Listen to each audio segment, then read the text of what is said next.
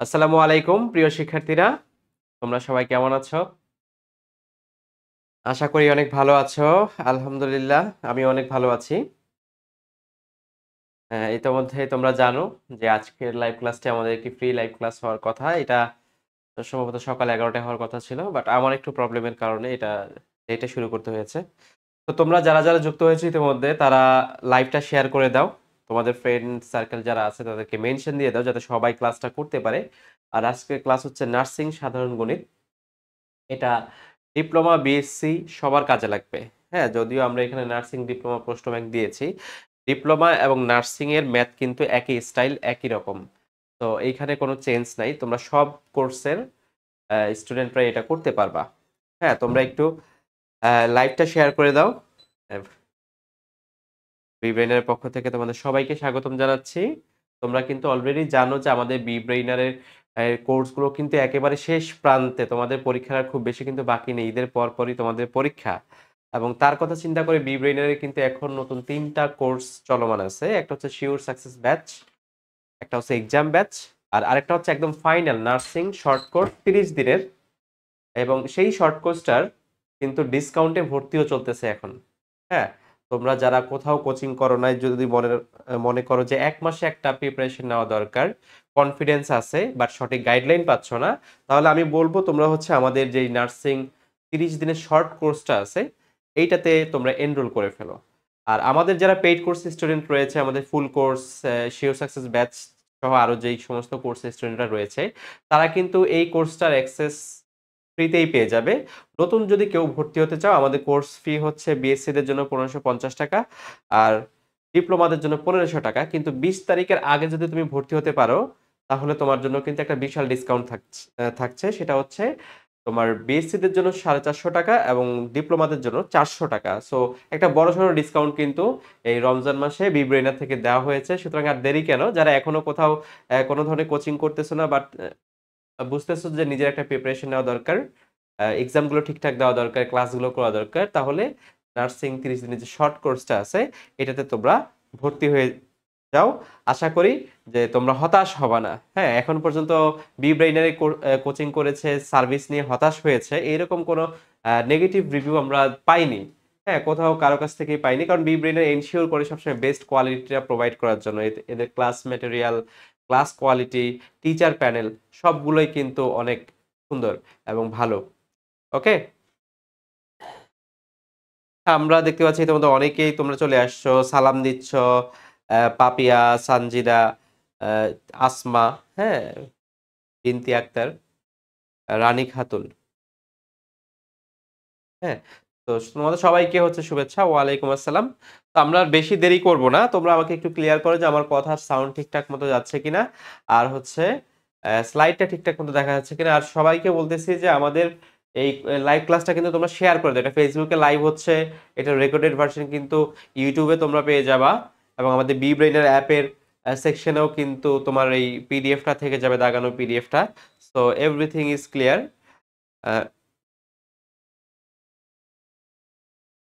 হ্যাঁ, আর আমাদের যেই মধু মধু কোর্স, নার্সিং শর্ট কোর্স ৩০ দিনের, সেটাতে তোমরা দ্রুত ভর্তি হয়ে যাও।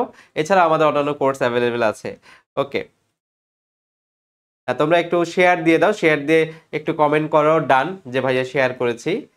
তাহলে অনেক লোক আসলে এই ক্লাসটা দেখতে পারবে। হ্যাঁ,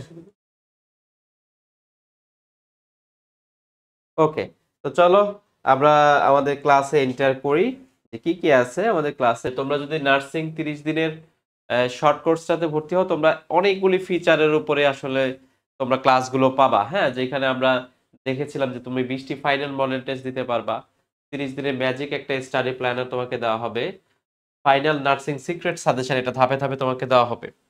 হ্যাঁ, ১০টা live zoom topic wise problem solving class থাকবে, ১৬টা বিষয়ভিত্তিক লাইভ ক্লাস থাকবে, যেখানে আমার ২টা ক্লাস তোমরা পাবা।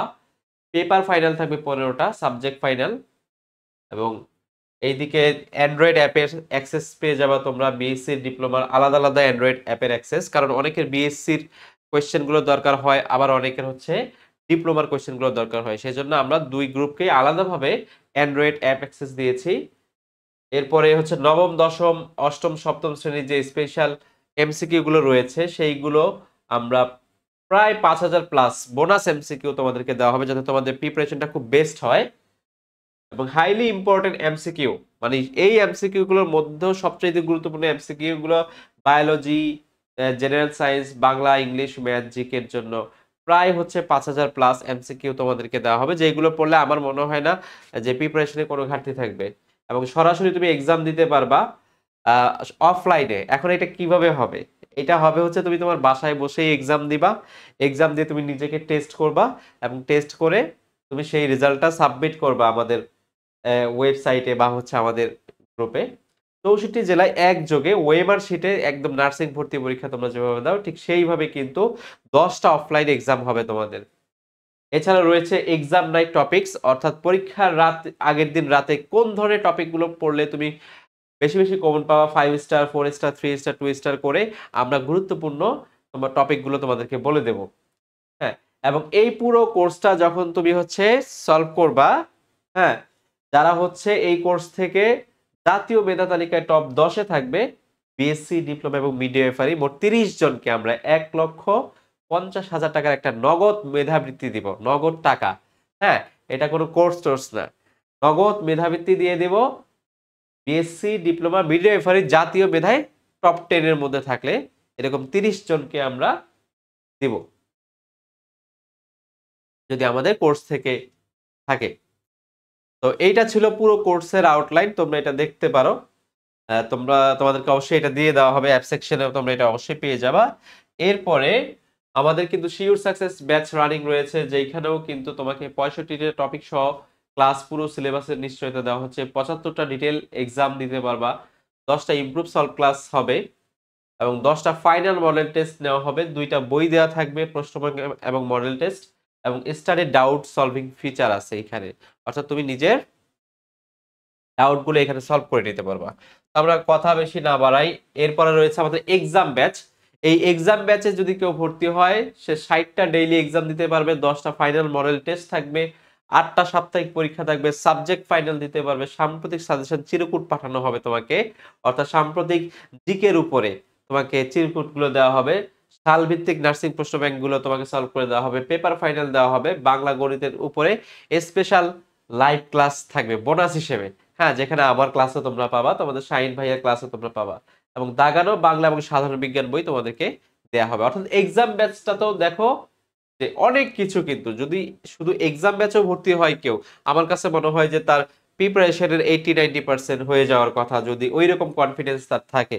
তো এই ধরনের 3 ধরনের কোর্স আমাদের বর্তমানে অ্যাভেলেবেল আছে, তোমরা দেখতে পারো। তো চলো আমরা আমাদের ক্লাসে চলে যাই। মেইন ক্লাসটা তোমরা একটু শেয়ার দিয়ে দাও, মেইন ক্লাসটা 100 এমসিকিউ সলভ ক্লাস। তো এখানে 100 এমসিকিউ সলভ ক্লাস বলা আছে, কিন্তু ম্যাথমেটিক্সে 100টা এমসিকিউ সলভ করা খুবই কঠিন একটা কাজ। এই জন্য আমি কি করেছি, 100 এমসিকিউর বেনিফিটস যাতে তোমরা পাও এই জন্য আমি টপিকগুলো চুজ করেছি ওইভাবে যে একটা করলে তোমার 10টা এমসিকিউ সলভের মতো একটা ক্যাপাবিলিটি তৈরি হবে। তো আমাদের টপিক ওয়াইজ আমরা কোয়েশ্চেনগুলো চুজ করেছি যেইগুলো 100 না, ওইটা দিয়ে তুমি 200, 300, 400, 500 এমসিকিউ তুমি সলভ করতে পারবা। এবং নার্সিং, ডিপ্লোমা, মিডওয়াইফারি, বিএসসি সবগুলার ম্যাথ কোয়েশ্চেনের ক্রাইটেরিয়া কিন্তু একই রকম। তো আজকে আমরা ডিপ্লোমা নার্সিং গণিত প্রশ্ন ব্যাংক সমাধান করব, অর্থাৎ ডিপ্লোমা পরীক্ষায় যেই প্রশ্নগুলো আসছে সেইগুলো সমাধান করব। এগুলা কিন্তু বিএসসির জন্য, মিডওয়াইফারি সবার জন্য গুরুত্বপূর্ণ, যদিও এগুলা ডিপ্লোমা নার্সিং গণিতে প্রশ্ন ব্যাংক আসছে। তোমরা লাস্ট ইয়ার যারা পরীক্ষা দিয়েছো, এখানে অনেক সেকেন্ড টাইমার আছো, তোমরা জানো যে লাস্ট ইয়ারে কিন্তু ডিপ্লোমা এবং বিএসসি দুইটা কোয়েশ্চেন প্রায় সেম ছিল এবং আমি দেখেছি যে ডিপ্লোমার কোয়েশ্চেনটা কম্পারেটিভলি হার্ড ছিল রাদার দেন হচ্ছে বিএসসির থেকে। হ্যাঁ, আমি যখন দেখলাম কোয়েশ্চেনগুলা। হ্যাঁ, সবাই প্লিজ লাইভ ক্লাসটা শেয়ার করে দাও। অনেকেই সালাম দিচ্ছ। ওয়ালাইকুম আসসালাম। আমি এত বেশি কথা বলতেছি না, কারণ হচ্ছে মাঝখানে আমাদের কারেন্ট চলে গিয়েছে, রোজার মাস, ইফতার করতে হবে, তোমরাও রোজা, আমিও রোজা। হ্যাঁ, আমি সকাল থেকে জার্নির উপরে আছি, সেই উত্তরা থেকে আমাদের মৌচাক ব্রাঞ্চে এসে ক্লাস শুরু করা। হ্যাঁ, বাইরে কিন্তু প্রচন্ড পরিমাণ গরম ছিল, একটু আগে বৃষ্টিও হয়েছে, যার কারণে বিদ্যুৎ চলে গিয়েছে, রাইট? আচ্ছা,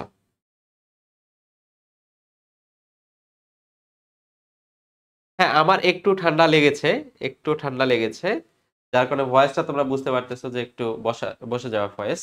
তো চলো আমরা আর দেরি না করে ক্লাসটা শুরু করি। আমাদের ডিপ্লোমা নার্সিং প্রশ্ন ব্যাংক সমাধান কোয়েশ্চেন নাম্বার 1। দেখো এই প্রশ্নটা তোমরা অনেকেই পরিচিত। একটি ত্রিভুজের ভূমির দৈর্ঘ্য 6 মিটার এবং উচ্চতা 4 মিটার হলে ত্রিভুজের ক্ষেত্রফল কত? খুবই সহজ একটা প্রশ্ন। হ্যাঁ, পরিমাপ থেকে পরিমিতি থেকে এই ধরনের কোয়েশ্চেন কিন্তু প্রতি পরীক্ষায় আসে। এটা কিন্তু এসেছে ডিপ্লোমা নার্সিং ভর্তি পরীক্ষায়। তোমরা একটু কমেন্ট করে অ্যান্সার গুলো জানিয়ে দাও। একটি ত্রিভুজের একটা আদর্শ সূত্র আছে ক্ষেত্রফলে, তোমরা সবাই জানো। ত্রিভুজের আদর্শ সূত্রটা কি বলতো? আমরা পেনটা চুজ করে নেই। আমরা পেনের কালার দিলাম হলুদ। ওকে, তাহলে ত্রিভুজের আদর্শ ক্ষেত্রফলের সূত্রটা কত কি বলতো? এটা হচ্ছে ভূমি গুণ হচ্ছে উচ্চতা। এটা হচ্ছে হইছে বলতো? আমার লেখাটা কি হইছে? হয় নাই, কারণ হচ্ছে এটার সাথে একটা কি আছে, একটা হচ্ছে হাফ আছে। হাফ ইন্টু ভূমি ইন্টু উচ্চতা, বা হাফ গুণ ভূমি গুণ উচ্চতা, রাইট? তো এখন এইখানে তোমার ভ্যালুগুলো বসাই দিলে হয়ে যাবে। হাফ গুণ হচ্ছে 6 গুণ হচ্ছে 4। এটা করলে কত হবে? 3 দুগুণে 6, 3 চারা কত? 12 কি হবে? বর্গ মিটার। ক্ষেত্রফলের একক কি? বর্গ মিটার। ক্ষেত্রফলের ক্ষেত্রে বর্গ শব্দটা উল্লেখ করতে হবে, যেহেতু দুই পাশ থেকে এটা মেজার করা হয়। তাহলে আমাদের অ্যান্সার কিন্তু হচ্ছে 12 বর্গ মিটার। এবং এটা কিন্তু আসছে ডিপ্লোমা নার্সিং 2023-24, মানে লাস্ট পরীক্ষাটা কিন্তু আসছে 2023-24। 24-25 পরীক্ষা কিন্তু এখনো হয় নাই, 24 এপ্রিলে হওয়ার কথা আছে, রাইট? ওকে, তাহলে এরকম সহজ ম্যাথ 10টা ম্যাথ থাকবে, তার ভিতরে 8টা 9টা দেখবা যে তুমি নিজেই পারতেছো। একটা দুইটা অঙ্ক থাকবে যেগুলো হয়তো একটু জটিল থাকবে বা করতে একটু টাইম লাগবে। তাহলে আমরা এখানে দেখলাম যে আমাদের উত্তরটা হচ্ছে ডি। হ্যাঁ, এইখানে উত্তর হচ্ছে 12 বর্গ মিটার। তাহলে খুবই সহজ একটা কোয়েশ্চেন ছিল কিন্তু, এবং এইটা আসলে সবাই পারতা, তাই না? তাহলে নার্সিং এর ম্যাথ নিয়ে আসলে ভয় পাওয়ার কোনো কারণ নাই, কোনো কারণ নাই। আজকে আমরা ডিপ্লোমা নার্সিং প্রশ্ন ব্যাংকগুলো সলভ করতেছি। এটা মিডওয়াইফারি, বিএসসি নার্সিং সবার জন্য ইকুইভ্যালেন্ট, সবার জন্য একই রকম গণিত, সবার জন্য সমান। বুঝতে পেরেছো? ওকে, 25 এপ্রিল পরীক্ষা হবে, রাইট? 25 এপ্রিল হচ্ছে আমাদের নার্সিং পরীক্ষা হবে, এবং সেই দিন কিন্তু আমাদের বি ব্রেনের টিম ঢাকার প্রায় প্রতিটা কেন্দ্রে যাওয়ার চেষ্টা করে, ফিডব্যাক নেওয়ার চেষ্টা করে স্টুডেন্টদের যে কেমন কমন পেয়েছে। তোমাদের অনেকের সাথে হয়তো দেখা হয়ে যায় আমাদের, রাইট? এরপরের কোয়েশ্চেনটা দেখো, এইটা একটু কিন্তু টাফেস্ট কোয়েশ্চেন। হ্যাঁ, প্রথম দেখা এটার উত্তর তোমরা করতে পারবে না। এখানে বলা আছে সুষম পঞ্চভুজের শীর্ষবিন্দুতে উৎপন্ন কোণের পরিমাণ কত? সুষম পঞ্চভুজের শীর্ষবিন্দুতে উৎপন্ন কোণের পরিমাণ কত? ঠিক আছে, এখন এখানে দুইটা সূত্র। একটা হচ্ছে আহ, সুষম কোণগুলোর সমষ্টি, কোণগুলোর সমষ্টি,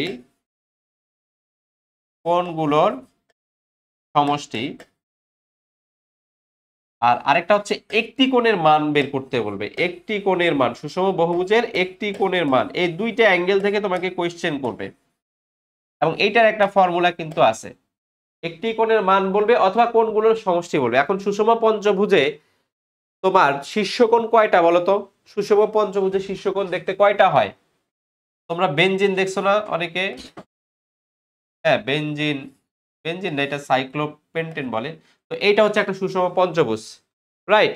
তাহলে এইখানে এই একটা অ্যাঙ্গেল, এই একটা অ্যাঙ্গেল, এই একটা অ্যাঙ্গেল, এই একটা অ্যাঙ্গেল, এই একটা অ্যাঙ্গেল, তো এইটাকে বলা হয় সুষম পঞ্চভুজ। তাহলে এইগুলার কিন্তু একটা কি আছে, এইগুলার হচ্ছে একটা তোমার মেজারমেন্ট আছে কিন্তু।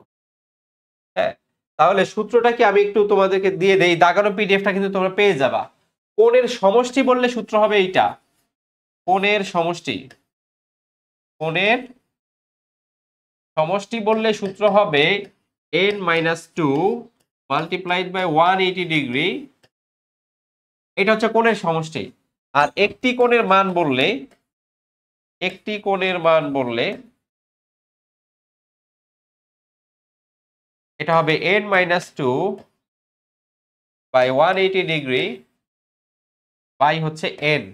এখন এই nটা কি? এই nটা হচ্ছে 1 2 3, যতগুলা বাহু থাকবে ততগুলা বাহুর মান হচ্ছে n। এখানে পঞ্চভুজ বলছে, তার মানে n এর মান হবে 5। n এর মান হবে কত? 5। এখন এইটার ক্ষেত্রে আমাদের কোন কোন ফর্মুলাটা ইউজ হয় বলতো? এখানে একটি কোণের মান চেয়েছে। কি চেয়েছে? একটি কোণের মান চেয়েছে। তাহলে n এর মান হচ্ছে আমাদের 5। সো যেহেতু আমাদের একটা কোণের মান চেয়েছে, আমরা যদি এই সেকেন্ড ফর্মুলাটা ইউজ করি তাহলে কিন্তু আমরা পেয়ে যাব। তাহলে সেকেন্ড ফর্মুলাটা ছিল আমাদের n-2 ইন্টু হচ্ছে 180 ডিগ্রি বাই হচ্ছে n। তো দ্যাট মিনস হচ্ছে আমাদের এখানে 5 - 2 ইন্টু 180 ডিগ্রি বাই হচ্ছে 5, দ্যাট মিনস হচ্ছে এখানে 3 গুণ হচ্ছে 180 ডিগ্রি আর এখানে হচ্ছে 5। সো এইগুলা কাটাকাটি করলে দেখবা আলটিমেটলি এটা আসতেছে হচ্ছে 108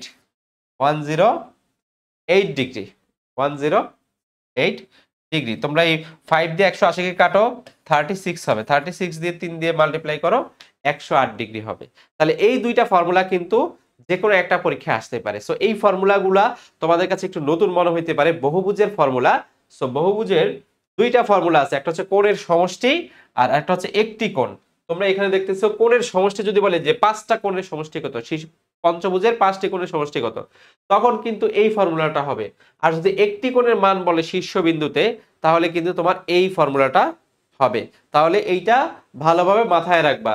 তাহলে এবার আমরা অ্যান্সারটা দেখি, আমাদের অ্যান্সারটা কত। আমাদের অ্যান্সার কিন্তু 108 ডিগ্রি। অ্যান্সার কত? অ্যান্সার হচ্ছে 108 ডিগ্রি। একজন বলছে ভাইয়া আরেকবার বুঝিয়ে দেন। ওকে, আমি আরেকবার বুঝাচ্ছি, আমি কিন্তু অনেকক্ষণ ধরেই বুঝাচ্ছি। 5 কেন দিলেন এটাও একজন বলছে। কোয়েশ্চেনটার দিকে একটু তাকাও, যে সুষম পঞ্চভুজের, তাহলে সুষম পঞ্চভুজ দেখতে এইরকম, তাহলে এখানে বাহু কয়টা বলতো? একটা, দুইটা, তিনটা, চারটা, পাঁচটা। এই যে পাঁচটার এখানে এখানে কোণ তৈরি হয়েছে, এই কোণগুলার পরিমাণ কত সেটা তোমাকে বলছে। এই কোণগুলার পরিমাণ কত সেটা তোমাকে বলছে। এখন তোমাকে প্রশ্ন এইভাবে করতে পারে যে এই 5টা কোণের সমষ্টি কত, অথবা একটা কোণের পরিমাণ কত। এই 5টা কোণের সমষ্টি কত অথবা একটা কোণের সমষ্টি কত। তো এইটার ফর্মুলাটা হচ্ছে, যদি তোমাকে সমষ্টি বলে, ফর্মুলাটা হচ্ছে n-2 ইন্টু 180 ডিগ্রি। এটা করলে তোমরা পঞ্চভুজ, ষষ্ঠভুজ, অষ্টভুজ, নবভুজ, মানে যত ভুজ আছে 100 নাম্বার ভুজ হলে তোমরা বের করতে পারবা। আর একটা কোণের মান যদি বলে, তখন n-2 যতগুলা ভুজ বা বাহু সেটা দিয়ে ভাগ দিয়ে দেওয়া। সমষ্টিকে বাহু দিয়ে ভাগ দিলে কি একটা কোণের মান বের হবে। তাহলে n-2 multiplied by 180 degree by হচ্ছে n। এটা হচ্ছে একটা কোণের মান, আর এটা হচ্ছে সবগুলা কোণের শীর্ষ কোণের সমষ্টি, সবগুলা শীর্ষ কোণের সমষ্টি। আর এখানে n ইকুয়াল টু হচ্ছে 1 2 3 4। যেহেতু আমাদেরকে বলেছে পঞ্চভুজ, তার মানে n এর মানটা হবে 5। n এর মানটা কত হবে? 5 হবে। এই জন্য আমরা 5 দিয়েছি। ক্লিয়ার? সবাই কি বুঝতে পারছো যে আমি এখানে কেন এখানে 5 দিয়ে করেছি? ওকে, আচ্ছা, তাহলে এই অঙ্কটা তো গেল। তো এইটা তোমরা একটু 5 স্টার দিয়ে রাখতে পারো, যে এই অঙ্কটা প্র্যাকটিস করবো, কারণ এটা ভুলে যাওয়ার মতো অঙ্ক। এবং এগুলা কিন্তু পরীক্ষায় আসছে। এটা দেখো 2023-24 সালে কিন্তু এটা আসছে। 2023-24 সালে তোমরা ত্রিভুজ সহজে বের করতে পারো, চতুর্ভুজ বের করতে পারো, সামান্তরিক বর্গ এগুলো বের করতে পারো। বাট যখন বহুভুজ বলবে বা পঞ্চভুজ, ষড়ভুজ, অষ্টভুজ বলবে, তখন কিন্তু আমার ফর্মুলাটা একটু আলাদা হবে, একটু আলাদা হবে। দেখো যতগুলা বাহু থাকবে কোণ ঠিক ততগুলাই হবে, শীর্ষকোণ ততগুলাই হবে। এখানে পঞ্চভুজ বলছে, একজন বলছে পঞ্চভুজ মানে 5 কোণ, না না, 5 কোণ অবশ্যই হবে। ওকে, আচ্ছা, এরপরের অঙ্কটা দেখো, যে রবি একটি কলম কিনে 100 টাকার নোট দিল, দোকানদার 51 টাকা ফেরত দিল, প্রতিটা কলমের মূল্য কত? একদম সহজ একটা অঙ্ক না? রবি একটা কলম কিনে 100 টাকার একটা নোট দিল। আচ্ছা, এখানে একটা কলম না, সরি, প্রশ্নটা আসছে রবি 60টা কলম কিনছিল। কয়টা কলম কিনছিল? 60টা কলম কিনছিল। পরীক্ষার প্রশ্নটা এরকম ছিল, আমি জানি, কারণ আমি প্রশ্নটা দেখেছিলাম। এইটা ডিপ্লোমা নার্সিং 2023-24 সালে আসছিল। রবি 60টি কলম কিনে 100 টাকার একটা নোট দিল, দোকানদার 51 টাকা ফেরত দিল। তাহলে প্রতিটি কলমের মূল্য কত? তাহলে প্রথমেই যেহেতু তোমাকে 51 টাকা ফেরত দিছে, 100 থেকে তুমি 51 মাইনাস করো, তাহলে কত পেয়ে যাবে? 49 টাকা। এটা হচ্ছে তোমার কলমের মূল্য। তাহলে 60টা কলমের মূল্য যদি 49 হয়, একটা কলমের মূল্য আরো কম, 49 কে 7 দিয়ে ভাগ দিবা, একটা কলমের মূল্য কয় টাকা? 60 টাকা, তাই না? তাহলে এটা সহজ ছিল, 7 টাকা। রবি 60টি কলম কিনে 100 টাকার নোট দিল, দোকানদার 51 টাকা ফেরত দিল, প্রতিটি কলমের মূল্য তাহলে কত? তাহলে 7টা কলমের মূল্য হচ্ছে এই 49 টাকা, একটা কলমের মূল্য তখন হচ্ছে আরো কম, রাইট?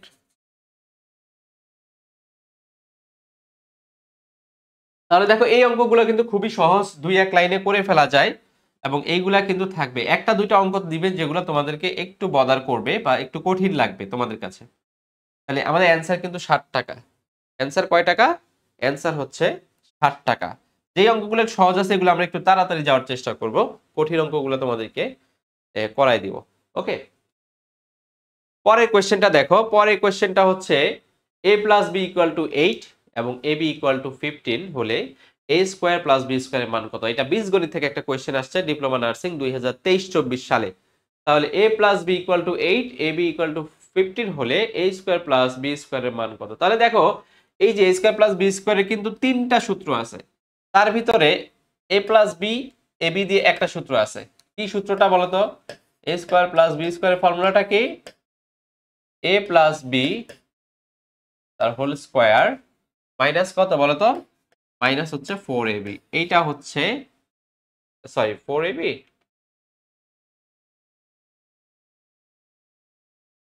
হ্যাঁ 4ab হওয়ার কথা। এইটা হচ্ছে আমাদের ফর্মুলা, এটা হচ্ছে আমাদের ফর্মুলা। অর্থাৎ মনে রাখার নিয়ম হচ্ছে এইখানে প্লাস এখানে মাইনাস। এটার আরো দুইটা ফর্মুলা আছে, দুইটা ফর্মুলা হচ্ছে এইখানে এইটা a square plus B square.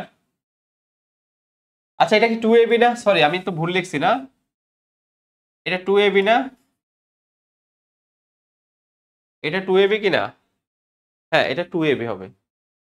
এরকম আরো দুইটা ফর্মুলা আছে, একটা হচ্ছে a মাইনাস বি তার হোল স্কোয়ার প্লাস 2ab আর a square plus B square. যদি দুইটা ভ্যালু দেওয়া থাকে a প্লাস বি এবং a মাইনাস বি এর, তাহলে এই ফর্মুলাটা হয় বাই 2। তাহলে আমরা দেখতে পাচ্ছি a স্কোয়ার প্লাস বি স্কোয়ারের তিনটা ফর্মুলা আছে। কয়টা ফর্মুলা আছে? তিনটা ফর্মুলা, রাইট। তাহলে তিনটা ফর্মুলা মনে রাখার নিয়ম হচ্ছে কি, যখন তোমাকে a প্লাস বি এর মান দেওয়া হবে অনলি, তখন তুমি এই ফর্মুলাটা ইউজ করবা। যখন তোমাকে a প্লাস বি না দিয়ে a মাইনাস বি দিবে, তখন তুমি এই ফর্মুলাটা ইউজ করবা। যখন তোমাকে a প্লাস বি এবং a মাইনাস বি দুইটার মান একই সাথে দেওয়া থাকবে, তখন তুমি এই থার্ড যেটা ফর্মুলা এইটা ইউজ করবা। হ্যাঁ, তাহলে মনে রাখার খুব চমৎকার নিয়ম হচ্ছে, ভেতরে প্লাস থাকলে বাইরে মাইনাস, ভেতরে মাইনাস থাকলে বাইরে প্লাস, এবং a square plus B square এক্ষেত্রে দুটোই প্লাস। তাহলে এইখানে যেহেতু আমাদেরকে a প্লাস বি এর ভ্যালু দেওয়া আছে, তাহলে এটা হচ্ছে 8 স্কয়ার মাইনাস 2 a b এর ভ্যালু হচ্ছে আমাদের 15।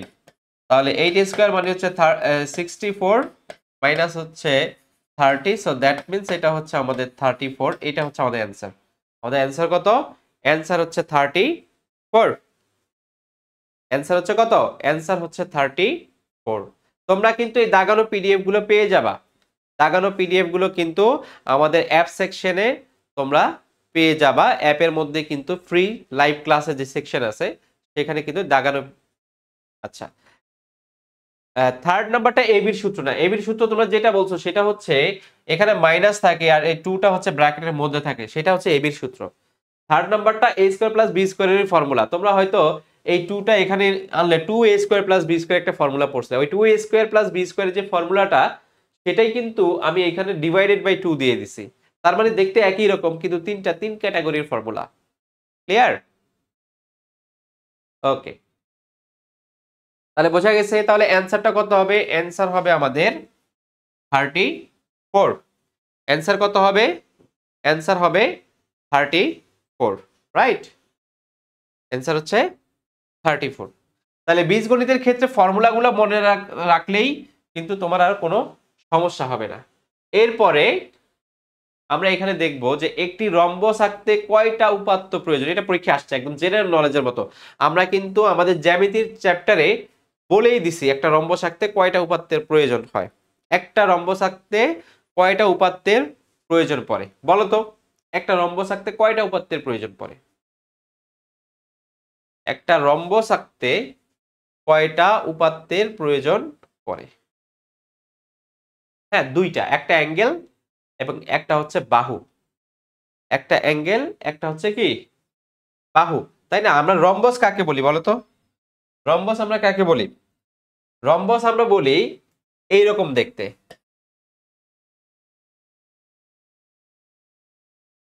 হ্যাঁ, এরকম দেখতে যেখানে চারটা বাহুই সমান। চারটা বাহুই কি বলতো? সমান। কিন্তু বিপরীত কোণগুলো এখানে সমান। বিপরীত কোণগুলো কি সমান? 4টা কোণ সমান না। বিপরীত কোণগুলো সমান। বিপরীত কোণগুলো সমান। তার মানে আমি একটা অ্যাঙ্গেল জানতে পারলেই 4টা বাহু কিন্তু আমি বের করতে পারবো। কিভাবে? ধরো আমি এখানে একটা অ্যাঙ্গেল ক্রিয়েট করলাম, সরি। এখানে আমি একটা অ্যাঙ্গেল ক্রিয়েট করলাম, বাহুগুলো সমান সমান করলাম। তারপরে কি করলাম? এখান থেকে মাপ নিয়ে এখানে একটা, এখান থেকে মাপ নিয়ে এখানে একটা, তারপরে এগুলো আমি যুক্ত করে দিলাম, তাহলে কিন্তু আমার রম্বস হয়ে যাচ্ছে। তাহলে কিন্তু আমার রম্বস আঁকা হয়ে যাচ্ছে। তার মানে আমার এখানে কি লাগতেছে? একটা বাহু লাগতেছে এবং একটা কোণের মান লাগতেছে। একটা বাহু আর হচ্ছে একটা কি কোণের মান লাগতেছে। আমাকে বলো তো যে বর্গ আঁকতে কয়টা উপাত্তের প্রয়োজন? বর্গ আঁকতে, বর্গ আঁকতে কয়টা উপাত্তের প্রয়োজন বলো তো? তাহলে অ্যান্সার কিন্তু এখানে দুইটা। বর্গ আঁকতে কয়টা উপাত্তের প্রয়োজন বলো তো? বর্গ আঁকতে কিন্তু আমার একটা উপাত্তের প্রয়োজন, শুধুমাত্র বাহু জানলেই হয়। হ্যাঁ, কারণ আমরা জানি যে বর্গের প্রতিটা কোণের মান হচ্ছে 90 ডিগ্রি এবং 90 ডিগ্রি ড্র করা কিন্তু ইজি। তো আমরা জানি যে প্রতিটা কোণ 90 ডিগ্রি হবে, তাহলে বাহু জানলেই কিন্তু বর্গ আঁকা যায়, তাই না? সো বর্গের জন্য একটা উপাত্ত জানলেই হয়, আর রম্বসের জন্য আমাদের দুইটা উপাত্ত জানতে হয়। মিনিমাম দুইটা উপাত্ত জানতে হয়। ক্লিয়ার? এবং চতুর্ভুজ আঁকতে, ধরো একটা ডেফিনিট চতুর্ভুজ না বলে র্যান্ডম একটা চতুর্ভুজ আঁকতে হলে মিনিমাম কয়টা উপাত্তের প্রয়োজন হয় বলতো? কয়টা উপাত্তের প্রয়োজন হয় বলতো চতুর্ভুজ আঁকতে? ধরো তোমাকে কিচ্ছু দেয় নাই, বলছে র্যান্ডমলি একটা চতুর্ভুজ আঁকবা। এটা না বর্গ, না হচ্ছে আয়ত, না হচ্ছে রম্বস। তখন কিন্তু মিনিমাম 5টা উপাত্তের প্রয়োজন। দুইটা কোণ অথবা তিনটা বাহু, দুইটা বাহু অথবা তিনটা কোণ, মিনিমাম এরকম 5টা উপাত্তের প্রয়োজন। 5টা উপায়ে চতুর্ভুজ আঁকা যায়। তোমরা ক্লাস 9-10 বইতে পড়ছো যে 5টা উপায়ে চতুর্ভুজ আঁকা যায়। তাহলে যে কোনো চতুর্ভুজ আঁকতে উপাত্ত দরকার 5টা, কিন্তু কিছু স্পেশাল চতুর্ভুজ আছে যেমন বর্গ, আয়ত, তারপর রম্বস, এদের ক্ষেত্রে কিন্তু উপাত্তের পরিমাণটা কমে কমে আসে। উপাত্তের পরিমাণটা কমে কমে আসে। তাহলে যে কোনো চতুর্ভুজের জন্য আমরা যদি লিখি যে কোনো চতুর্ভুজ, এগুলা কিন্তু নোট করবা খাতায়। যে কোনো চতুর্ভুজের জন্য আমাদের উপাত্ত দরকার 5টা। উপাত্ত দরকার হচ্ছে 5টা। কয়টা? 5টা। শুধু বর্গ, আয়ত, সামান্তরিক, রম্বস এইগুলার ক্ষেত্রে উপাত্ত সংখ্যা কমে কমে যায়। ট্রাপিজিয়াম, এদের ক্ষেত্রে উপাত্ত সংখ্যা কমে কমে যায়। এগুলো স্পেশাল কেস, রাইট? ওকে, আমাদের পরের কোয়েশ্চেনটা বয়স এবং অনুপাত দিয়ে।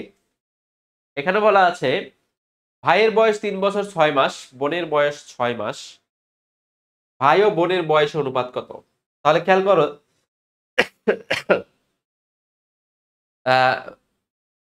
এটা ডিপ্লোমা নার্সিং 2023-24 সালে আসছে, গত বছরই আসছে, তাই না? ভাইয়ের বয়স 3 বছর 6 মাস, বোনের বয়স 6 মাস। তাহলে ভাই ও বোনের বয়সের অনুপাত কত? তাহলে একটা জিনিস তুমি খেয়াল করো যে এখানে অনুপাতটা সাজানো কিন্তু একদম সোজা। এইটা হচ্ছে ভাইয়ের বয়স আর এটা হচ্ছে বোনের বয়স। তাহলে 6 মাস কথাটা দুইটার মধ্যে আছে, দেখো। তো আমরা 6 মাস সমান আমরা ধরবো 1। 6 মাস সমান আমরা কত ধরবো? 1 ধরবো। 6 মাস সমান কত ধরবো? 1 ধরবো। তাহলে আমাদের অনুপাত সহজ হয়ে যাবে। তাহলে ভাইয়ের জন্য তখন কত হবে? 3 বছরে কয়টা 6 মাস? 6টা। তাহলে 6 যোগ হচ্ছে 1, দুইটা মিলে 7 হচ্ছে ভাইয়ের জন্য। আর বোনের জন্য শুধু 6 মাস, দেন বোনের জন্য হচ্ছে 1। তাহলে আমাদের বলছে ভাই এবং বোনের বয়সের অনুপাত। তাহলে ভাই আগে, তাহলে 7 অনুপাত হচ্ছে 1। এইটা হচ্ছে আমাদের অ্যান্সার।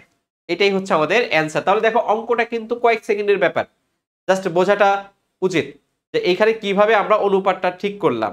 আমরা এই যে 3 বছর 6 মাস, বোনের বয়স 6 মাস, তাহলে বোনের বয়সকে যদি আমি 1 কাউন্ট করি, 6 মাসকে যদি 1 কাউন্ট করি, তাহলে ভাইয়ের জন্য আমাকে কাউন্ট করতে হবে 3 বছরে 6 মাস হচ্ছে 6টা এবং 6 মাস হচ্ছে একটা। মোট 6 আর 1 মোট হচ্ছে ভাইয়ের জন্য 7 আর বোনের জন্য হচ্ছে 1। এইভাবে হচ্ছে আমরা 7 অনুপাত 1, এইটা হচ্ছে আমাদের উত্তর। তাহলে বুঝতে পারছো, এইটা কিন্তু অনেকেই ভুল করছিল পরীক্ষায়। অনেকেই কিন্তু পরীক্ষায় এইটা ভুল করছিল। অনেকে পরীক্ষায় এইভাবে লিখছে যে এই তোমার 3 বছর, হ্যাঁ 6 মাস, তারপরে এখানে লিখছে অনুপাত 6 মাস, এভাবে লিখছে। তারপর 6 মাস 6 মাস কেটে এখানে লিখছে 3:1, এটা দিছে, বের করছে অনেকে। তো এইটা হবে না, আমাদেরকে এগুলো নিউ নাম্বারে কাউন্ট করতে হবে। মনে রাখবা অনুপাতের কি নাই বলতো, অনুপাতের কি নাই, আমি এটা পড়াইছি। আমার এখানে যারা স্টুডেন্ট আছে তারা কিন্তু জানো অনুপাতের কি নেই বলতো। অনুপাতের কোনো একক নেই, অনুপাতের কোনো কি নেই, একক নেই। এটা কিন্তু পরীক্ষায় আসে, অনুপাতের কোনো একক নেই। হ্যাঁ, এইখানে কি করেছি, এইখানে ভাইয়ের বয়সটা 3 বছর 6 মাস এবং বোনের বয়সটা হচ্ছে 6 মাস, রাইট? তো আমরা 6 মাসকে ধরে নিচ্ছি 1, তাহলে ভাইয়ের জন্য কত ধরবো? 3 বছর 6 মাসের জন্য যদি 6 মাসকে 1 ধরি, তাহলে 3 বছর 6 মাসের মধ্যে আমার 6 মাস আছে 60টা, তাহলে ভাইয়ের জন্য 7 আর বোনের জন্য আমার 1, তাহলে অনুপাতটা তখন আমার ইজি হয়ে যায় 7:1, 1। এটাই হচ্ছে কি আমাদের উত্তর। বুঝতে পেরেছ তামান্না আক্তার? বুঝতে পেরেছ কিনা? অনুপাতের কোনো একক নেই, অনুপাতের কি নেই, অনুপাতের কোনো একক নেই, রাইট? ওকে, তাহলে আমাদের অ্যান্সার হচ্ছে 7:1। আমাদের পরবর্তী কোয়েশ্চেন হচ্ছে এইটা, x² - 4x + 3। এটাও কিন্তু গত বছর তোমার ডিপ্লোমা নার্সিং 2023-24 আসছে।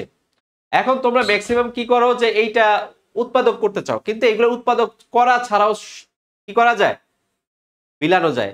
জাস্ট অপশনটা টেস্ট করতে হবে, অপশনটা টেস্ট করলে খুব তাড়াতাড়ি করতে পারবা। তোমরা বেশিরভাগ যেটা করছো তারা এইভাবে করছো, 3x² that means x², 3 × 3 3x - x + 3, এইভাবে ভেঙে নিছো। তারপর হচ্ছে কি করছো, তারপরে মিডল টার্ম ব্রেক করছো, রাইট? এখানে মিডল টার্ম ব্রেক করলে হবে স্কয়ার, তাই না? তাহলে এখানে মিডল টার্ম ব্রেক করলে হবে x × x - 3, এখানে 1 দ্যাট মিন্স x - 3।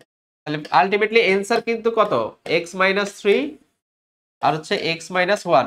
তোমরা অনেকেই কিন্তু এইভাবে করছো, এইভাবে করে অনেকে ভুল করছো, কিন্তু এইটা কিন্তু এইভাবে না করেও উত্তরটা সলভ করা যায়, সেটা আমি এখন শেখাবো, সেটা আমি শেখাবো। মিডল টার্ম ব্রেকের ক্ষেত্রে তুমি মনে রাখবা এই তিনটার যে এই এই নাম্বারটা আর এই নাম্বারটার সংখ্যাগুলো গুণ করবা। এখানে এখানে আছে কিছু নাই, দ্যাট মিন্স 1 আছে, তাহলে 3 আর 1 গুণ করলে কত হয়, 3 হয়, রাইট? 3 আর এই যে মাঝখানে যেটা আছে -4x, এই -4x কে তুমি মিলানোর চেষ্টা করবা, -3 - 1। তারপরে তোমার কাজ হবে এই যে নাম্বারগুলো আছে 3 আর 1 যোগ করা, আবার 3 আর 1 গুণ করে দেওয়া। গুণ করে যদি এগুলোর সাথে মিলে তাহলে তোমার কি হবে, সঠিক হয়ে যাবে। তাহলে দেখো আমরা এইটা যদি করি, 3 আর 1 গুণ করলে 3 হয়, ঠিক আছে, কিন্তু 3 আর 1 যোগ করলে +4 হয়, -4 হয় না, দ্যাট মিন্স এটা আমাদের বাদ।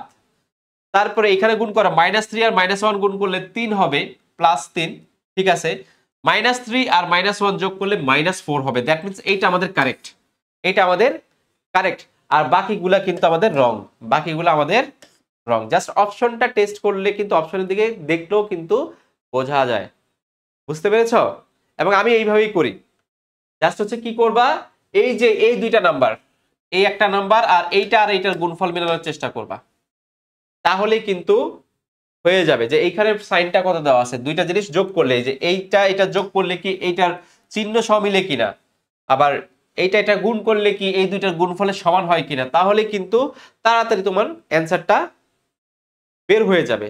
যেমন আমরা এখানে কি করছি, এইখানে আমরা অপশন টেস্টের যে ব্যাপারটা, সেখানে আমরা দেখলাম যে এই যে কোয়েশ্চেন, এই কোয়েশ্চেনে এখান থেকে আসতেছে -4 আর এই দুইটা গুণ করলে আমাদের আসতেছে 3। তাহলে আমরা এইখানে যে নাম্বারগুলো আছে, এই যে নাম্বারগুলা গোটা গোটা নাম্বার, হ্যাঁ, এই যে গোটা গোটা নাম্বার, এইগুলা গুণ আর যোগ করে দেখব। এইগুলা কি করব, গুণ আর যোগ করে দেখব, যদি মিলে তাহলে ঠিকঠাক হয়ে যাবে। এখানে একটা পাইছি 3, কোথায় থেকে পাইলাম, 3 আর 1 গুণ করে 3 পাইলাম, আর এই যে মাঝখানে -4, এখানে -4 দিলাম। তাহলে দেখো 3 আর 1 গুণ করলে 3 ঠিকই হয়, 3 আর 1 যোগ করলে +4 হয়, যে আমাদের দরকার কিন্তু -4। তারপরে এখানে 3 আর -1 গুণ করলে 3 হয়, এবং -3 আর -1 যোগ করলে -4 হয়, দ্যাট মিন্স এটাই কিন্তু কারেক্ট অ্যান্সার। আর বাকিগুলো দেখবা ভুল, এখানে -3 +1 যোগ করলে -3 হয়, যেহেতু -3 হবে না, এটা আমাদের ক্রস। এখানেও -3 হবে না, এটা আমাদের ক্রস। এইভাবে আমরা ভুল উত্তরগুলো আগে থেকে বাদ দিয়ে দিব, ভুল উত্তরগুলো আগে থেকে বাদ দিতে হয়। আর যে এইটা বুঝো না, যে এইটা বুঝো না, সে এইভাবে মিডল টার্ম করে নেবা, তাহলেও হয়ে যাবে। এইভাবে মিডল টার্ম করে নিবা, তাও হয়ে যাবে। ক্লিয়ার? অনেক ক্ষেত্রে এইটা মিলানোর চেষ্টা করলে অনেকগুলো ভুল উত্তর বাদ হয়ে যায়, তারপর এইটা মিলাইলে একটাই অ্যান্সার আসে এবং সেটা কিন্তু বি। ক্লিয়ার? রিজবি আক্তার 6 নাম্বারটা আমি 2বার বুঝাইছি ভাইয়া, তুমি হচ্ছে পরে রেকর্ডটা দেখে নিও, পরে তুমি রেকর্ডটা দেখে নিও। এখানে প্রত্যেকের যদি আমি প্রত্যেকটা ম্যাথ 2বার করে বোঝানোর চেষ্টা করি, হ্যাঁ, কারণ আমাদের অনেকগুলো ম্যাথ ক্লাস একটু লম্বা হয়ে যায়। সো তোমরা একটু চেষ্টা করবা পিডিএফটা দেখে নিও আর পরে রেকর্ডটা দেখে নিও, আমাকে কোঅপারেট করো, তাহলে ক্লাসটা খুব তাড়াতাড়ি শেষ হবে। অলরেডি কিন্তু আমরা বিদ্যুৎ বিভ্রাটের কারণে অনেকগুলো সময় লস করেছি, আমাদের 4টা বাজে, তাই না? 6টা বাজে কিন্তু আমাদের ইফতার করতে হবে, তো ইফতারের আগেই কিন্তু ক্লাসটা শেষ করতে হবে। ওকে, আচ্ছা আমাদের পরের কোয়েশ্চেনটাতে আমরা যাই। আমাদের পরের কোয়েশ্চেনটা হচ্ছে এইটা, ঐকিক নিয়মের 20 জন শ্রমিক একটি পুকুর 15 দিনে খনন করে, কতজন শ্রমিক 20 দিনে খনন করবে? তাহলে ঐকিক নিয়ম থেকে তোমরা একটা প্রশ্ন মাস্ট পাবা, বীজগাণিতিক সূত্রাবলী থেকে একটা প্রশ্ন মাস্ট পাবা, উৎপাদক থেকে একটা প্রশ্ন তোমরা মাস্ট পাবা, পরিমাপ থেকে একটা তোমরা প্রশ্ন মাস্ট পাবা, জ্যামিতি থেকে একটা তোমরা প্রশ্ন পাবাই, হ্যাঁ, বয়স সংক্রান্ত বিষয় থেকে, অনুপাত থেকে তোমরা প্রশ্ন পাবাই। তো এইগুলা একদম বলে দেওয়াই যায় যে কোন প্রশ্নটা আসবে। তাহলে এই অঙ্কটা না করেও কিন্তু উত্তর দেওয়া যায়, তাই না? 20 জন শ্রমিক একটি পুকুর 15 দিনে খনন করে, কতজন শ্রমিক পুকুরটি 20 দিনে খনন করবে?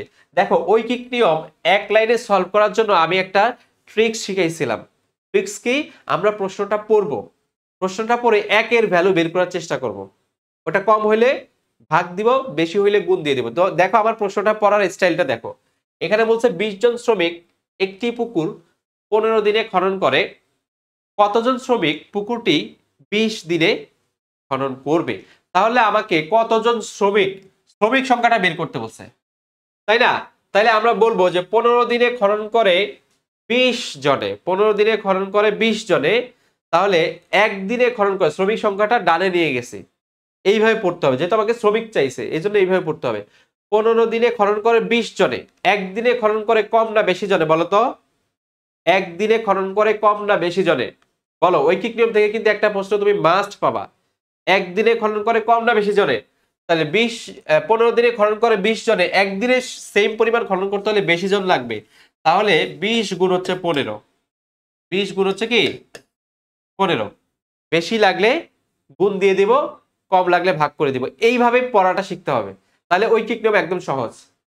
তাহলে এই কাজটা 20 দিনে করতে হলে টাইম লাগবে আরো কম, সব 20 দিয়ে ভাগ দিয়ে দিব, তাহলে 20 কাটা আমাদের অ্যান্সার কিন্তু 15।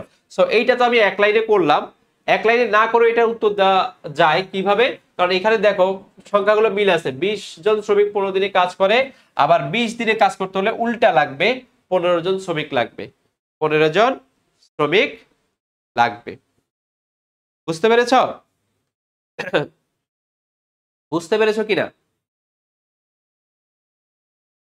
হ্যাঁ, তাহলে পড়ার স্টাইলটা বুঝতে হবে যে ঐকিক নিয়ম আমরা কিভাবে পড়বো।